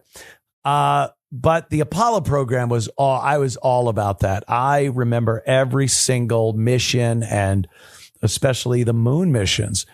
And I absolutely believe, and I think it's insane to not believe, that we went to the moon. America put men on the moon. And I catch crap for it all the time. A lot of people, how would they get through the Van Allen radiation belts? Anthony, you're a fool if you believe it's worse than the thermite paint that was in the World Trade Center. And I know because I'm off the grid in Mexico. Thank you, Jesse Ventura. Thank you for that. But I still, to this day, believe that we did indeed go to the moon. And we're taking some calls. Dave from Jersey wants to talk about space, the final frontier. Dave, what's up, my friend? Yeah, the flat earther thing, right? If the earth was flat, cats would have knocked everything off the end a long time ago. See, but anyway, right? Why do we go into space? It's all because we want to get closer to God. That's all. Since the Tower of Babel.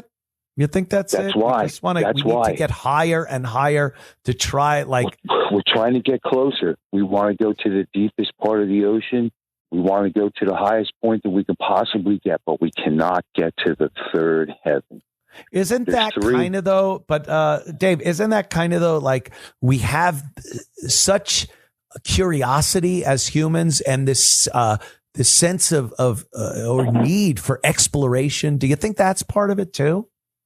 You got to know what it's all about, my man. Ever since they built the Tower of Babel, God said they're going to get there. They're going to get there. So he said, no, I'm not. He confused their language and then scattered them, then divided the earth.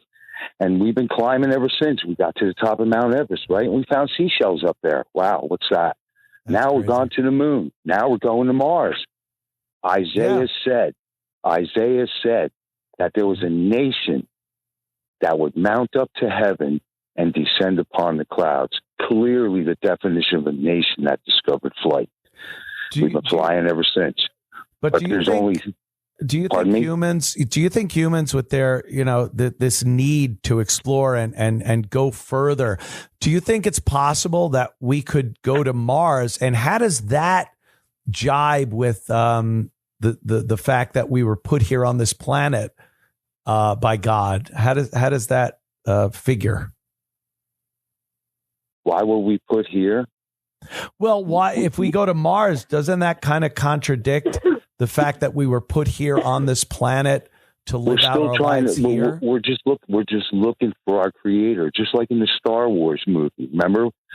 Remember when man melted with machine? Finally, V'ger came back looking for Star Trek. Okay, Star Trek. V'ger. Kind of a juxtaposition there in a way. Yeah, we're not breaking any new ground here. I mean, this has been something that people have toiled with for many years. But I appreciate it, Dave. Thank you, man. I appreciate the call. Very cool. Thank. Here's this guy, Craig. I don't know if he's telling the truth, if he thinks the earth is flat, but I'm willing. Craig, Atlanta, Georgia. What's up, my friend?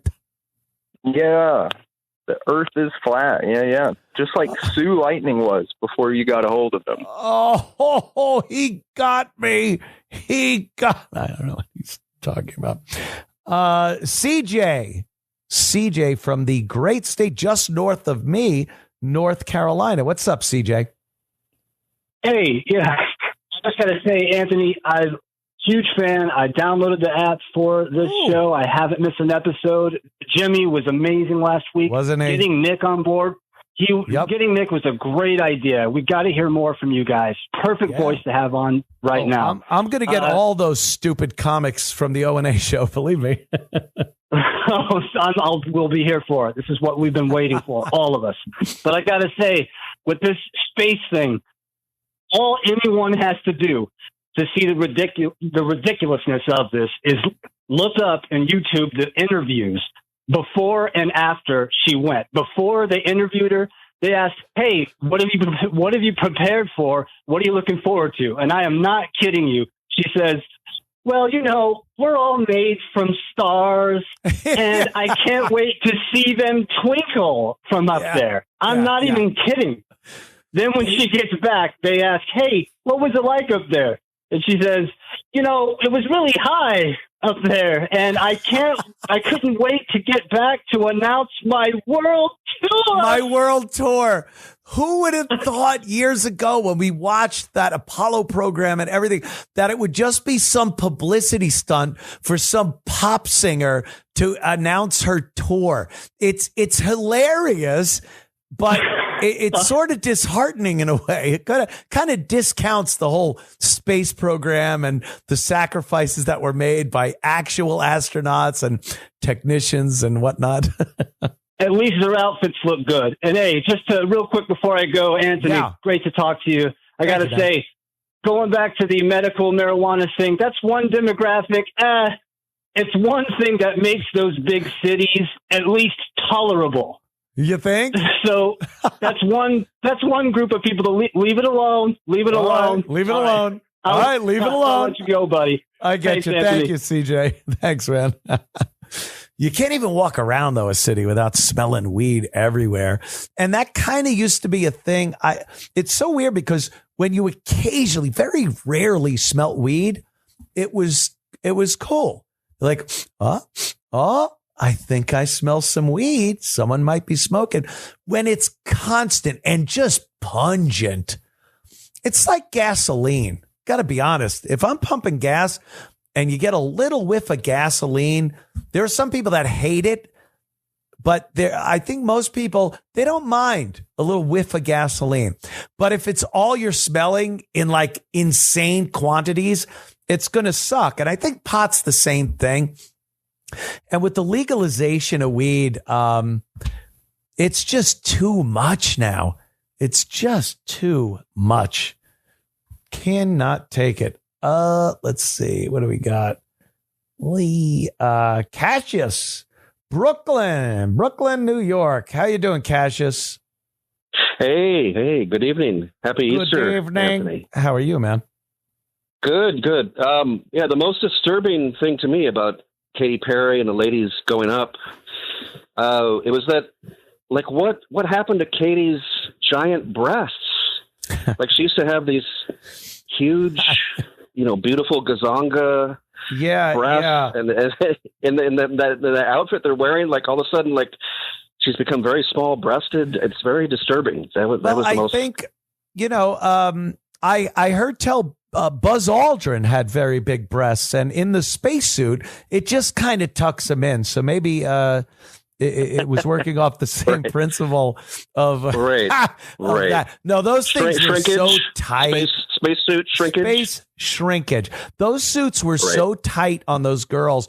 If you look at some of the women that had already gone up on the Blue Origin ship, it wasn't anything like that. They were loose fitting. They were comfortable. They knew they wanted to make these sexy outfits for the gals, and it's a travesty. It's a joke, and I think it backfired tremendously. I think Bezos was trying to do a publicity stunt, and that's where the difference is between Bezos and SpaceX. SpaceX is doing genuine science. They're doing good for the world. They're putting Starlink satellites up to get internet where you would never think there would be high-speed internet on anywhere on the globe.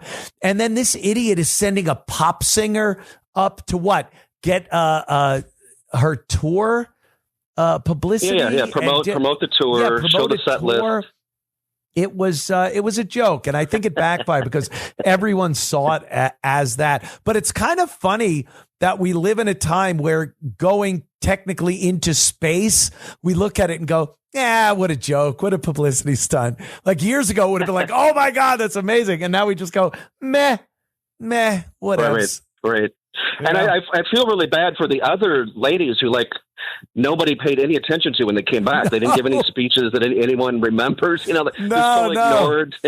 Even when you're trying to push this female empowerment thing, there's even a hierarchy with that, and the pop star will always get the notoriety. So funny, man. Thank you, Cassius. The Asian gets ignored. And she probably knew exactly how a rocket works, how Newton's laws actually bring that vessel up into space. I don't think Katie knew that, but I love it. Thanks, Cassius. Appreciate the call, man. Oh my God. A couple of more things going on. There's a lot that went on this week. One of these things was really, this is really quick. I'll just throw this out there. Patton Oswalt, he decided that he is not going to host the White House Correspondents' Dinner. I don't know. I think a lot of people are disappointed that he was chosen, and he decided, if they asked him. Okay. What a pompous idiot this Patton Oswalt is.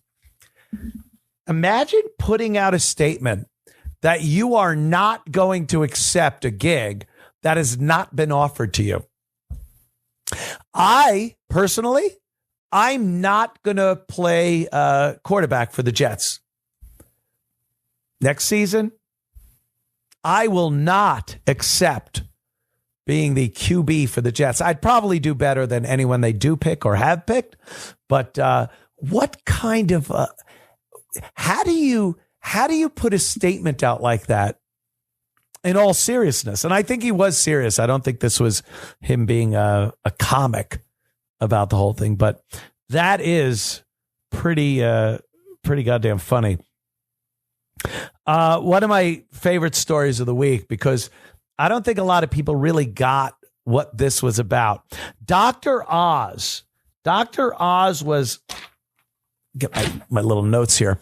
Dr. Oz went to the White House because he was accepting, what did he get? a swearing-in ceremony for Dr. Oz. Trump is giving some like weird people these things like, you're going to be the Department of Healthy Chocolate Milk Inspectors.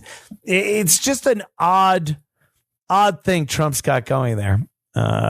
Anyway, Dr. Oz was there to get sworn in for something. And he brought his granddaughter. His whole family was there, and his granddaughter was there. And let's see, his granddaughter's doing fine after her medical scare at the White House, says her mom. She says President Trump did a great job keeping her kids calm. Daphne Oz took to Instagram Sunday morning to share an update on her daughter, Philo. Daphne, Philo, enough with these names. What happened to Barbara? Lisa, and I don't know, Betty. Philo, who collapsed in the Oval Office as Dr. Oz's swearing-in ceremony. Daphne shared a series of photos from the day showing her family dressed in their finest clothes outside the White House, as well as a snap where her kids are meeting President Trump. That's a big moment right there. In the caption, Daphne described her daughter's health, thanking everyone who checked in on her after a medical incident. She fainted during the ceremony where Oz was officially sworn in as the administrator of the Centers of Medical and Medicaid Services.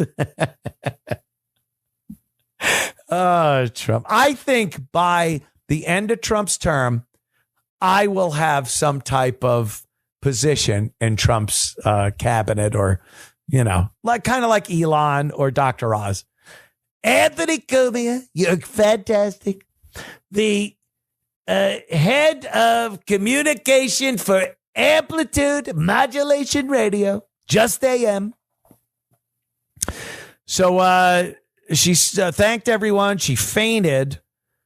This kid's like, how old is she? 9 or something? She's a little kid. It's terrible. Daphne said Philo fainted. Nothing serious. She got to enjoy some great food in the Navy mess hall. All right. Scramble. She shouted out the excellent White House medical as well as the POTUS himself for going out of his way to make both our children feel comfortable in a stressed situation. He was warm and blah, blah, blah, blah, blah. Okay. Well, here's the part that I love. It's my favorite part of this story, by the way, that hasn't really been talked about. The kid fainted while Donald Trump was talking about the horrific crimes that were committed by illegals. So he's in the Oval Office, right?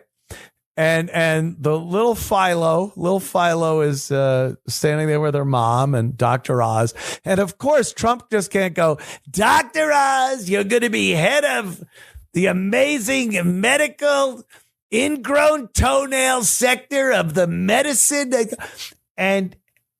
But he can't just do that. He's got to go, well, this terrible, horrible, violent criminal down in El Salvador, you know how these illegals are. And then he starts going, they grabbed a girl, they pinned her down, and he just starts some of the most graphic, horrific images in this poor child's head. She was horrified. She was terrified. A girl, much like little Philo, over there, same age. Imagine if a big illegal alien came up to you, a booga booga, and just started grabbing you. The poor kid fainted at the prospect of these terrible, terrible things happening. Come on, Donald. There's children in the Oval Office a lot of the times these days. I just thought that was a pure Trump, by the way. He don't know. I think the parents, it's the parents' responsibility to not take your kids into the Oval Office like that, because Trump might say anything. He might say anything. We're going to cut a 9-year-old girl's toes off, mix them up, and ship them out to. You're like, why are you the kids terrified there? But that's Donald. And the parents, the parents got to know. The parents have to know not to bring their kids in there. Sandra from New Jersey, I hope it's authentic. She believes the world is indeed flat. Sandra, darling. Well, first let me say I'm a long-time loyal caller, so you should know that. I know. I've heard of you before. You call WABC Radio in New York many times. That's correct, and I do. So I was listening to your conversation when I got home from a lovely evening tonight for the holiday. You spoke about the world being flat versus the world being round. So what I picture, going back way then, millions of people, no matter what Trump does right, they're never going to say it. And then there's the ones who think Trump is right. So that's probably the energy, fighting the world is round versus fighting the world is square. Just like now with Trump, you'll never change their minds no matter what he does. That's true. Probably, right? Now, you don't believe the world's flat, though, Sandra, do you? No, I think it's round like the moon, like all the other things. But you know what else I wanted to say, Anthony? Yes. Skiing is something that I did in my life.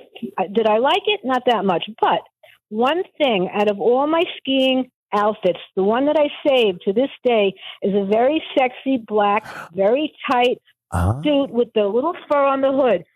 Everybody wants to look good no matter what that's just my opinion. Sandra, was that the style in the 50s? Was that No, this is not in the 50s. No, it doesn't matter. You want to look good all your life, every age, everybody wants to look their best. But I think if an outfit has to be utilitarian, if you're not wearing a sexy outfit, if it has to be like a space outfit, if you were really an astronaut going to space, I believe that if you're able to have a sexy space outfit, you're not really an astronaut. Then you're not really doing that astronauting. I hear what you're saying. I understand. I hear you too, Sandra. I'm glad you called. Thank you, dear. There goes Sandra.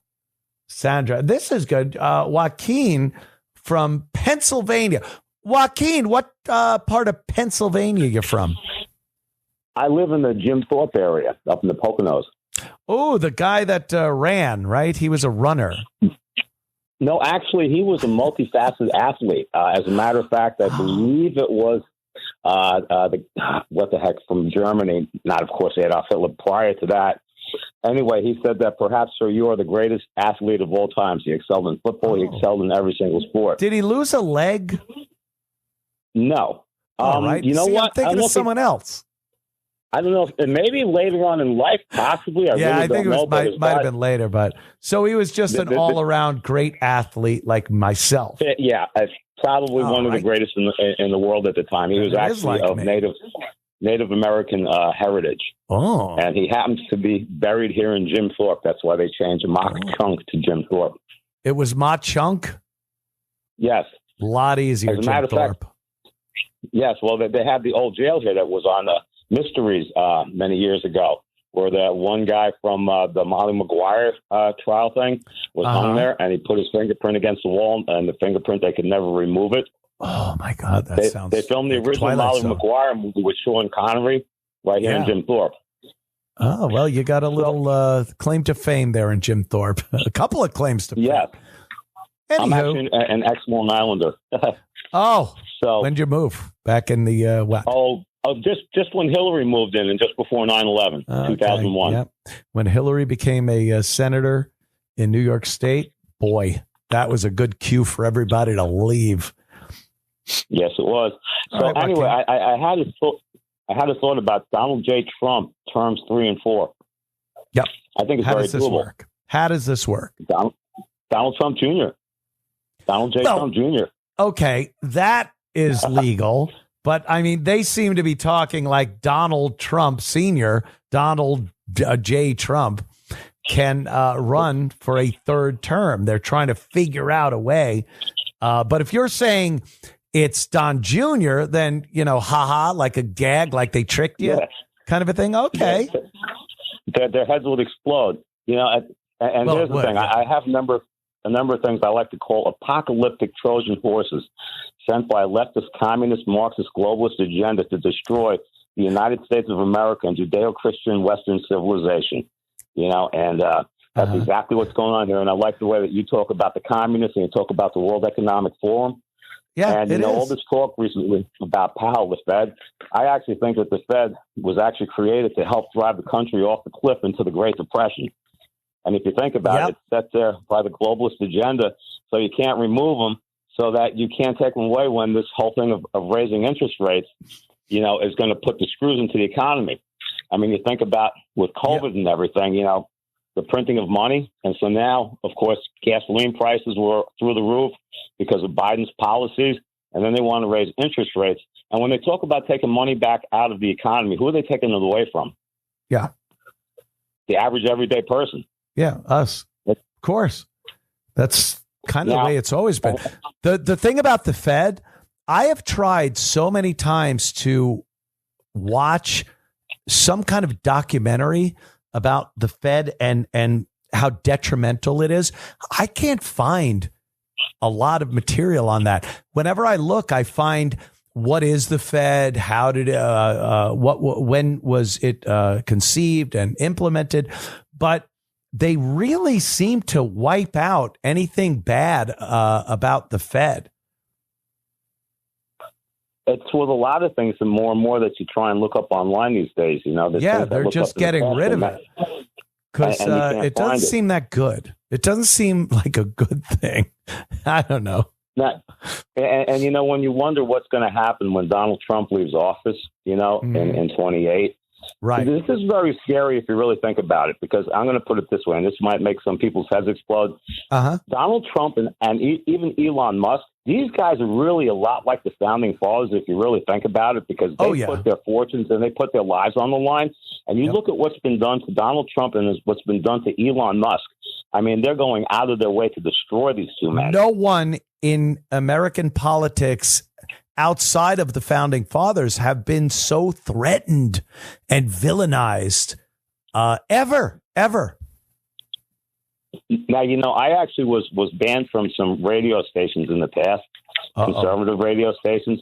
Because you're taking pictures in Times Square? Is that what happened? No, it wasn't. It was a big name. Joke. I actually I go by my middle name now, because my first name, I was always back when the Russia collusion thing was going on. I was calling and I was trying to explain how, there was a deep state establishment agenda that was actually trying to stop Donald Trump. Right. Because once he got elected and we had control of the House, we had control of Congress, somehow some astute chess player playing 10 moves ahead and put Jeff Sessions in there so that he can recuse himself on the very first day that he's sworn into office. Yep. And there were a lot of people who didn't like that. And there was another radio show that he was first coming on the air, took over for another one. And I got on his show almost every night. And the producer, she enjoyed talking to me. And she liked the things that I was saying. And then one night a voice came on while I was on hold and said, the boss doesn't like what you're saying. And I said, I thought you enjoyed answering with me. And he goes, no, you don't understand. He has bosses and they don't like what you say. So when interesting. Jesse Kelly came along, more importantly, did you hook up with the call screener? No, I did not. Oh, right. I'm happily married for 43 years. Oh, God bless. Joaquin, I'm going to catch so much hell for continuing to talk to you too long, but I appreciate your call. Thank you. You know how people get. Anthony, that guy, Joaquin, why'd you leave him on the phone so long? He started talking about trying to get a piece from the... Yeah, no, I get it. Oh, my God. You people in New York. Cuomo. That's who's going to be running for the mayor of New York. The mayoral election. Now, you voted in Adams, and this guy was a complete waste of time. He got in there. he gets an administration that is so corrupt, and New York fell into more of a spiral of decay from de Blasio. Remember who he took over for? De Blasio. This guy was the worst. I think you could put him as the worst mayor of New York ever, de Blasio. Adams is bad, but at least they were able to catch him doing something bad. And he got indicted, or he was ready to get indicted.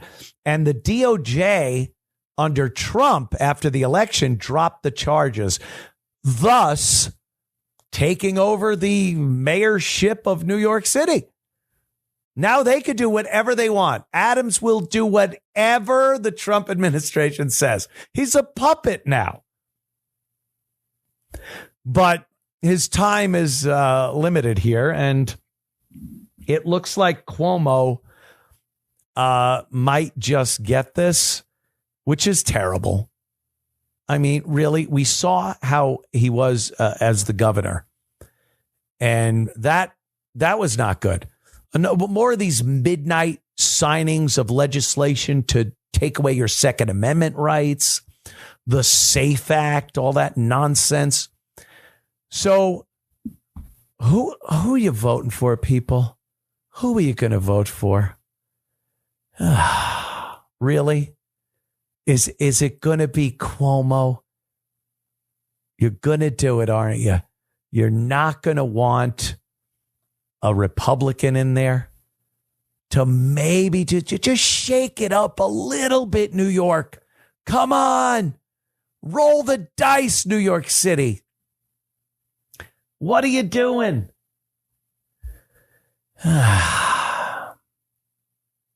We'll be right back in a minute or so. Anthony Cumia Show. It's the Anthony Cumia Show on the Red Apple Podcast Network.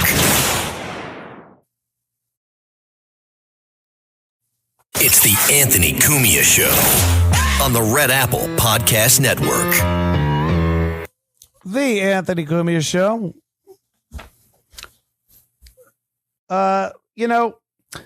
Talking about the mayoral race in New York City, Andrew Cuomo, he's the big money guy.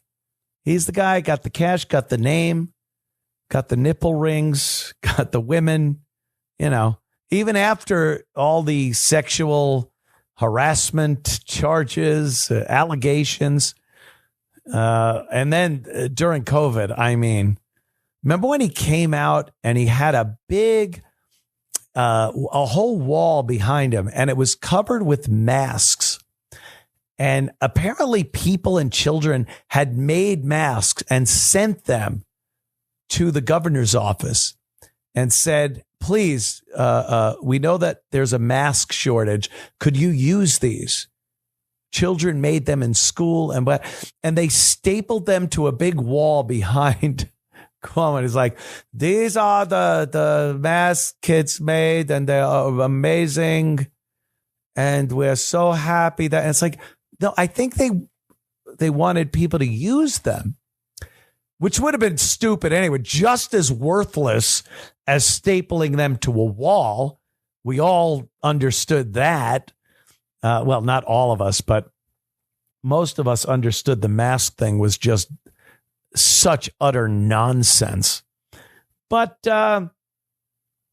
Cuomo, he made it through that without going to jail for some reason. The COVID thing, the dead old people, the sexual harassment allegations, and now he's running for mayor. Now, look at a guy like Curtis Sliwa. He's a decent guy. He's a good guy. He likes cats. I love cats. He's a Republican. He's not one of these liberal that just have destroyed the state and the city for so long. Why wouldn't you give him a try? Just pull the lever in the voting booth. Go, I don't know. Let me give him a try. Look back at everyone else over the past few elections, have they made the city a better place? No. Then maybe change something. Switch it up a little. But no, they'll put Cuomo in there. I hope they don't. And I love Curtis, and I hope some weirdness happens and he gets in. But, you got a name, you're going to get elected. That's just how it works. It's a shame. So New York taxpayers, by the way, that's me during that time when I was up there, and it's you if you're listening in New York, are on the hook for $450,000. Now, what is this for? Road work? That'd be nice. Fix some potholes. Maybe a bridge that was rotting away underneath, and before it collapsed, they fixed it. Your $450,000 went to a settlement. So Mario, look at me. I'm thinking of his dad, Andrew Cuomo, could slide from a sexual harassment charge. So he had this sexual harassment accuser with the state months ahead of the mayoral primary. This is happening now. So a former state employee who accused Andrew Cuomo of sexual harassment, clinched a just about $550,000 settlement, with taxpayers set to foot the massive bill as the former governor makes a comeback bid for New York City mayor. How does anyone vote for this guy? Your money. You just paid money to settle a sexual harassment suit against Andrew Cuomo. And you're going to just go, yeah, okay. He could screw around and sexually harass a woman. And believe me, this isn't the only accusation. And you're just going to vote for him? This should be, well, we're done. I guess he loses, right? That's it. But no. Charlotte Bennett, who served as an assistant to Cuomo when he was governor, officially ended a long-running lawsuit Friday against the Empire State. She is slated to receive $100,000 personally, with another $350,000 earmarked for her lawyers and legal costs. By the way, that's a whole nother thing. And oh my God, these lawyers, man, if there was ever a villain that everyone hates, it's lawyers. You get $450,000 in a settlement, and I don't even care, whatever it's for. And the lawyers get $350,000 and you get $100,000. That's brutal. That is brutal. The scandal-plagued Cuomo's various bids to clear his name have been costly for New Yorkers, for us, for you guys. I left, but I had to foot some of the bill. As of March, taxpayers had shelled out nearly $60 million in legal costs to defend against various scandals that embroiled the Cuomo administration, according to a report by the state comptroller's office. $60 million? Does anyone even have to think in that voting booth to pull that lever for Andrew Cuomo? The taxpayers shelled out $60 million in legal fees. Hey, maybe you could shell out more when he's the mayor. Maybe you could do some other things, and you could take that tax money that might have gone to transit or the police department to make it safer. Anything except cleaning up his disgusting mess. No? All right. Vote for him. Have fun. The tab to defend Cuomo and the state against Barrett's claims ran upward of $9 million. And a total of $14.3 million was approved had she not settled. I hope you're hearing this, people. So the settlement is for $450,000, $350 of which goes to the lawyers, $100 goes to Ms. Bennett. But the case itself and the money that the state had put away for this particular indiscretion from Mr. Cuomo, Governor Cuomo, was $14.3 million. Oh, my God. Wow. She filed suit against the state in March 23, alleging it failed to act to address her complaint that Cuomo subjected her to degrading sexual harassment on the job and accused her of lying when she came forward with the accusations.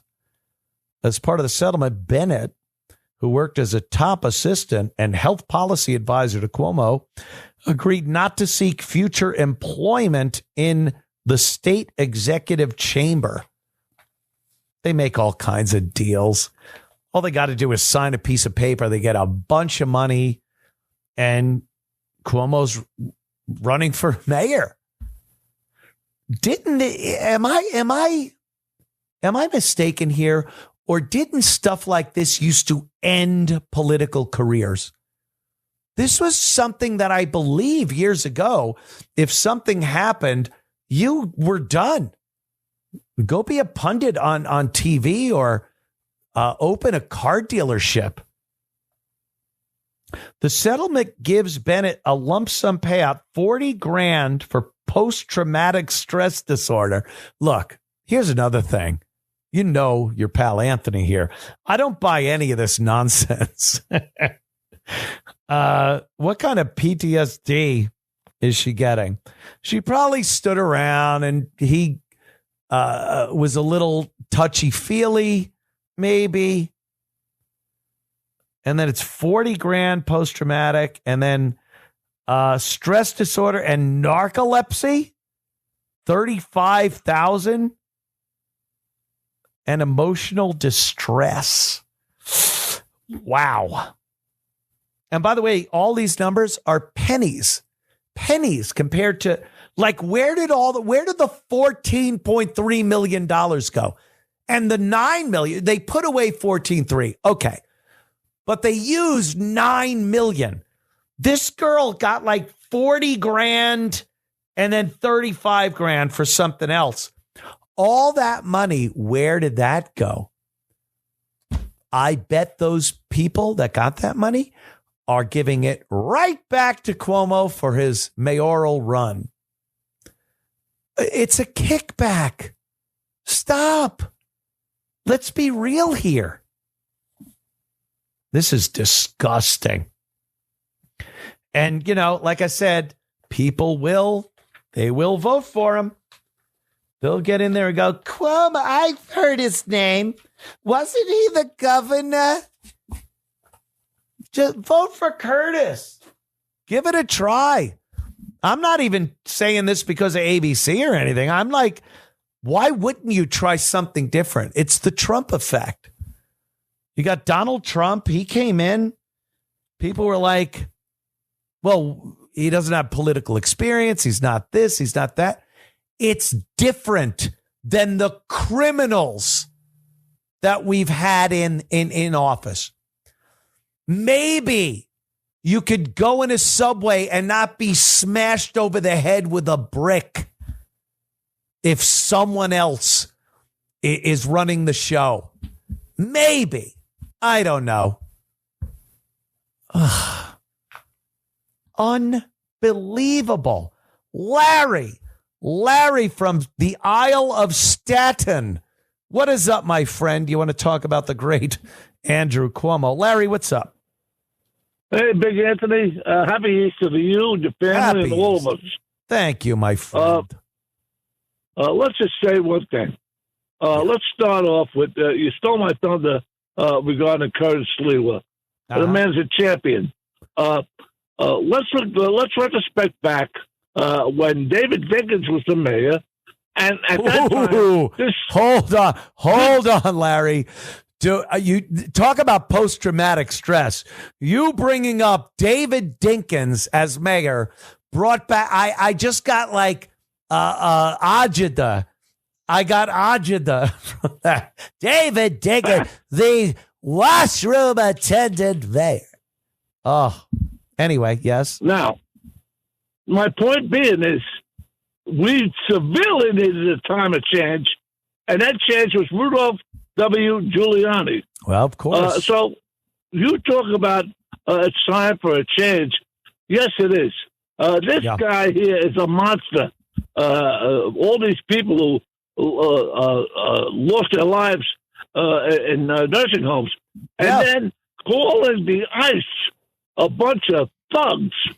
What are these people in New York City thinking? They'll vote him in. I hate it. I want Curtis. I want him to win.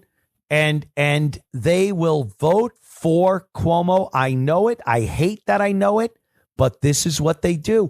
They're like masochists, Larry. They just want to go into that voting booth, pull the handle, and be crapped on for another term by one of the worst people that could possibly run the city. But listen, Big Ant, we got to see. There's a massive change in the city. We need a change right now. And Curtis Lewa is that man. I think if we can raise everybody, raise your money. Give them $1, $5, 50 cents. I hear you. Send that money in and just support him. Word of mouth, whatever. Tell people, like, what are you voting for? The same garbage that gets your head smashed with a lead pipe or pushed in front of a subway train? Is that the administration we want in there as mayor to continue? We want people to be murdered and assaulted on the streets, and criminals being released back out onto the streets. No, we don't. But they'll do it. I hate to say it, Larry. Thank you, Larry. Thank you for the phone call. It's just it's terrible. Lefty in Bayonne. Lefty. You can tell it's the New York, New Jersey segment of the program. Lefty, what's up, my friend? Anthony, longtime O&A listener, first-time caller. Whack, whack. The station you're on, I love it. I listen to it all day, every day, for years. Very happy to hear that, Larry. Well, this station, every DJ stigmatizes medical cannabis. I'm a medical patient here in New Jersey. Oh, okay. Give me the lowdown, brah. Every DJ on the station stigmatizes the smell of it. Now, how do you know that you're smelling? You're not smelling a disabled vet smoking cannabis for PTSD, or a cancer patient, or someone with MS. You got a lot of sick people in there in New York. And here in New York, at least you can grow your own weed. Here in New Jersey, we got the Senate President, the Democratic Senate President Scutari, who's blocking homegrown hearings. We can't even have hearings. Can I tell you? All right. First, let me answer your first question. How I don't know that it's a vet or someone with a medical problem stuff. I don't think anyone's ever seen me take my Lipitor or any of my other medications that I need to take at my age for blood pressure or cholesterol. I don't walk down the street and just pop them in my mouth and take a swig. I do that at home to remedy my medical issues that I have. I just can't take a medicine seriously if you smoke it while you're walking around with families and children as they're looking at the Empire State Building or the M&M store in Times Square. Well, where are they supposed to go to smoke it? Because it's home. Do it at home, for God's sake. And by the way, do you just have to smoke all the time? 24 hours a day, a joint has to be in your mouth. It's like, and how about gummies? I've heard gummies are very good, and you could get those at dispensaries where you could get pot. So, like, how about that? You pop a gummy and then you leave your house. It just seems like a lot of people are smoking a lot of pot on the streets, and they don't seem to be people doing it for medical issues. I'm not a doctor. I play one on the radio, but I just don't think they're doing it for medical reasons. Anthony, you're going to love this. We're having a pot party on Tuesday at an old sex shop in Avenel. If you know the old sex shop, and I tell you, we cleaned it out. There's stuff going on in there that I can't even believe I'm finding. Things I don't even know what they are. It's probably herpes or AIDS. I'm going in there with a black light. I'm going to make a video with a black light to show what happened in there over the years. Yeah. Light up like Venus. Tuesday, Earth Day in Avenel at the old sex shop. Come on down. Well, you have fun, Lefty. I appreciate the call. Thank you, my friend. He goes, Lefty. Yeah, I mean, I'm not going to be like, Lefty, you're an ass. But the people walking around reeking out Manhattan are not, I don't think they're medical. It's not like, well, my prescription. Let me go to the store and get my prescription. And now, take as directed by physician twice daily. All right, let me light up my... That's not what's happening. And New York City, I don't know if a lot of people know this. It's a tourism city. It's you walk around, there are children and parents. God knows why they take them there. They got to be a little titched in the head. I know. I see like Germans all the time. Germany, people seem to I want to go to the Times Square. And you're like, what are you out of your mind? Don't take your kids there. But they do. And you just see these people, drug addicts. Pot, by the way, is the least of the worries. You see them, they're shooting up constantly. Shooting heroin right there on the sidewalk as little tots are walking by, trying to see, I can't even think of a good New York landscape. I suck. I was like, Bubba Gump shrimp. It's like, Mama, where is the Bubba Gump shrimp? And they go, oh no. Someone is shooting the heroin. I don't even know what country my accent is supposed to be from. But, what are you doing? Don't take your kids. And I'm sorry, Lefty, this isn't a medical thing. That isn't the weed we're smelling. That's not the weed we're smelling. It's from some medical problem. Oh, my God.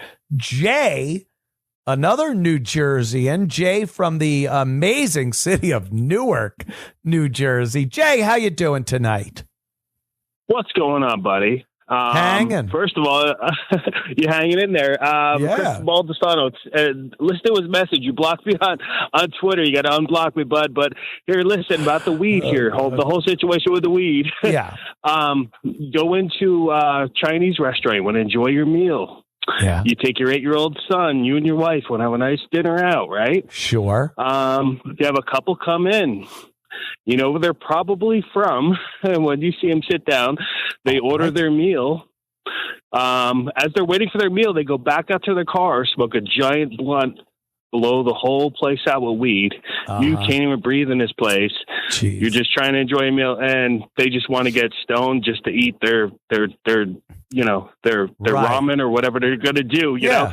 So they blow the whole restaurant out just because it's all about them and nobody else. Yeah. And it smells like I smoke weed all the time. And guess what? I can go to the store. Guess what? My wife drives all the time because she doesn't like my driving. And we go out to go shopping and she's the chauffeur and I'll hit that weed the whole time on a little vape and nobody smells a thing. Dude, you do. And there's no arguments. Everything's great. All right. You never fight with the old lady, you know? I'm gonna completely change the subject here, sure. but it involves what you said. I do the same thing. I don't drive unless I have to drive somewhere myself. My girl drives. That's the way to roll. And sure. but how many times do like pulling into a parking space? Do you go like you like make noises and they go, what? What are you saying? Why are you mad at me? Dude, the invisible brake pedal is great, right? It's frightening. I swear to you. Yeah. There are times I'm like, I'll see a yellow light and I'll be like, you don't want to go stop because then they yell. So I'll just make a noise. You don't want to say anything though because it's going to create the argument. Because then all hell breaks loose. Yes, all hell breaks loose. Yep. I don't know. You're never going to hear the end of it. And by the way, this is only because there isn't a good car out these days. I would buy a good car. I bought the Mustang years ago. I bought the Jaguar years ago. Snake. Yeah, I remember all that. Yeah, dude, I've been looking around for a car because I don't want my girl driving me around. I want to drive myself, but I don't want to drive 100%. Like the driving the GMC around and stuff. And I'm just like, yeah, you drive, whatever. And then I find myself, with the invisible brake pedal and stuff. But I cannot find a good car. There's nothing now that I see that I go, God, I want that. Listen. Well, here's the deal. Listen, I was called before all this stuff went down. I was called every name in the book by every liberal ever. Gay? Yep. Oh yeah. Right. Oh yeah. I was taking it all over my face, buddy. All right. So, yeah. So all this stuff happened. All of a sudden, what happened now? Because my wife drives a Model Y Tesla. Oh, and guess Tesla. what? I don't have to do brakes on it. I don't have to do oil changes. Yeah, you got to try one, man. No. Ain't gonna happen. I want internal combustion, vroom vroom sounding motors. But here's the screwy thing, dude. That's my cars. The old lady drives the electric. Okay, if your buddies, I got to have my gas and my pops and bangs. My turbos. Jay, when your buddies find out that your girl drives you around, you catch some crap, right?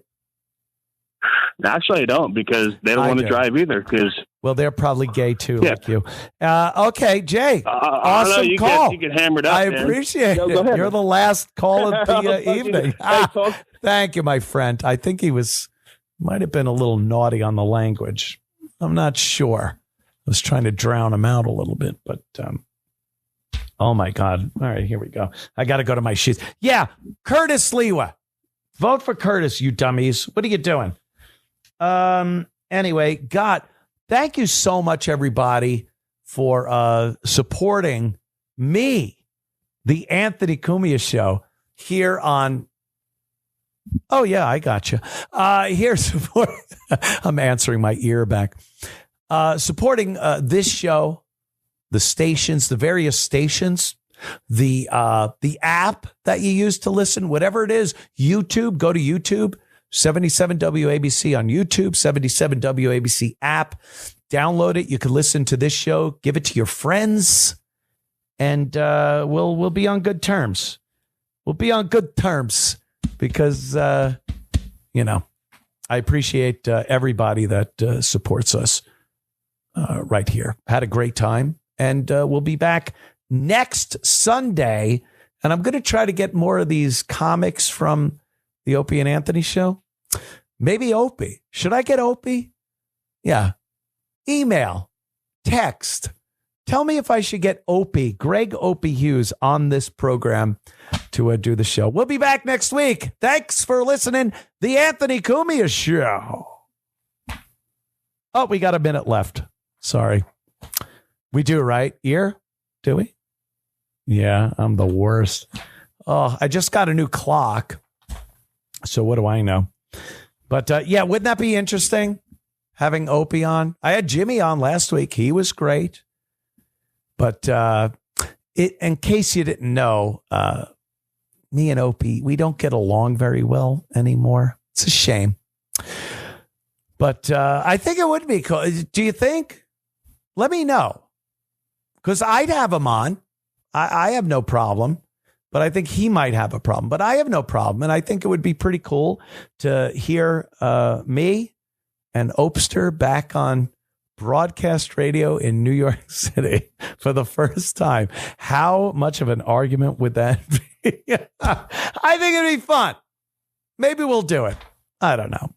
It's the Anthony Cumia Show.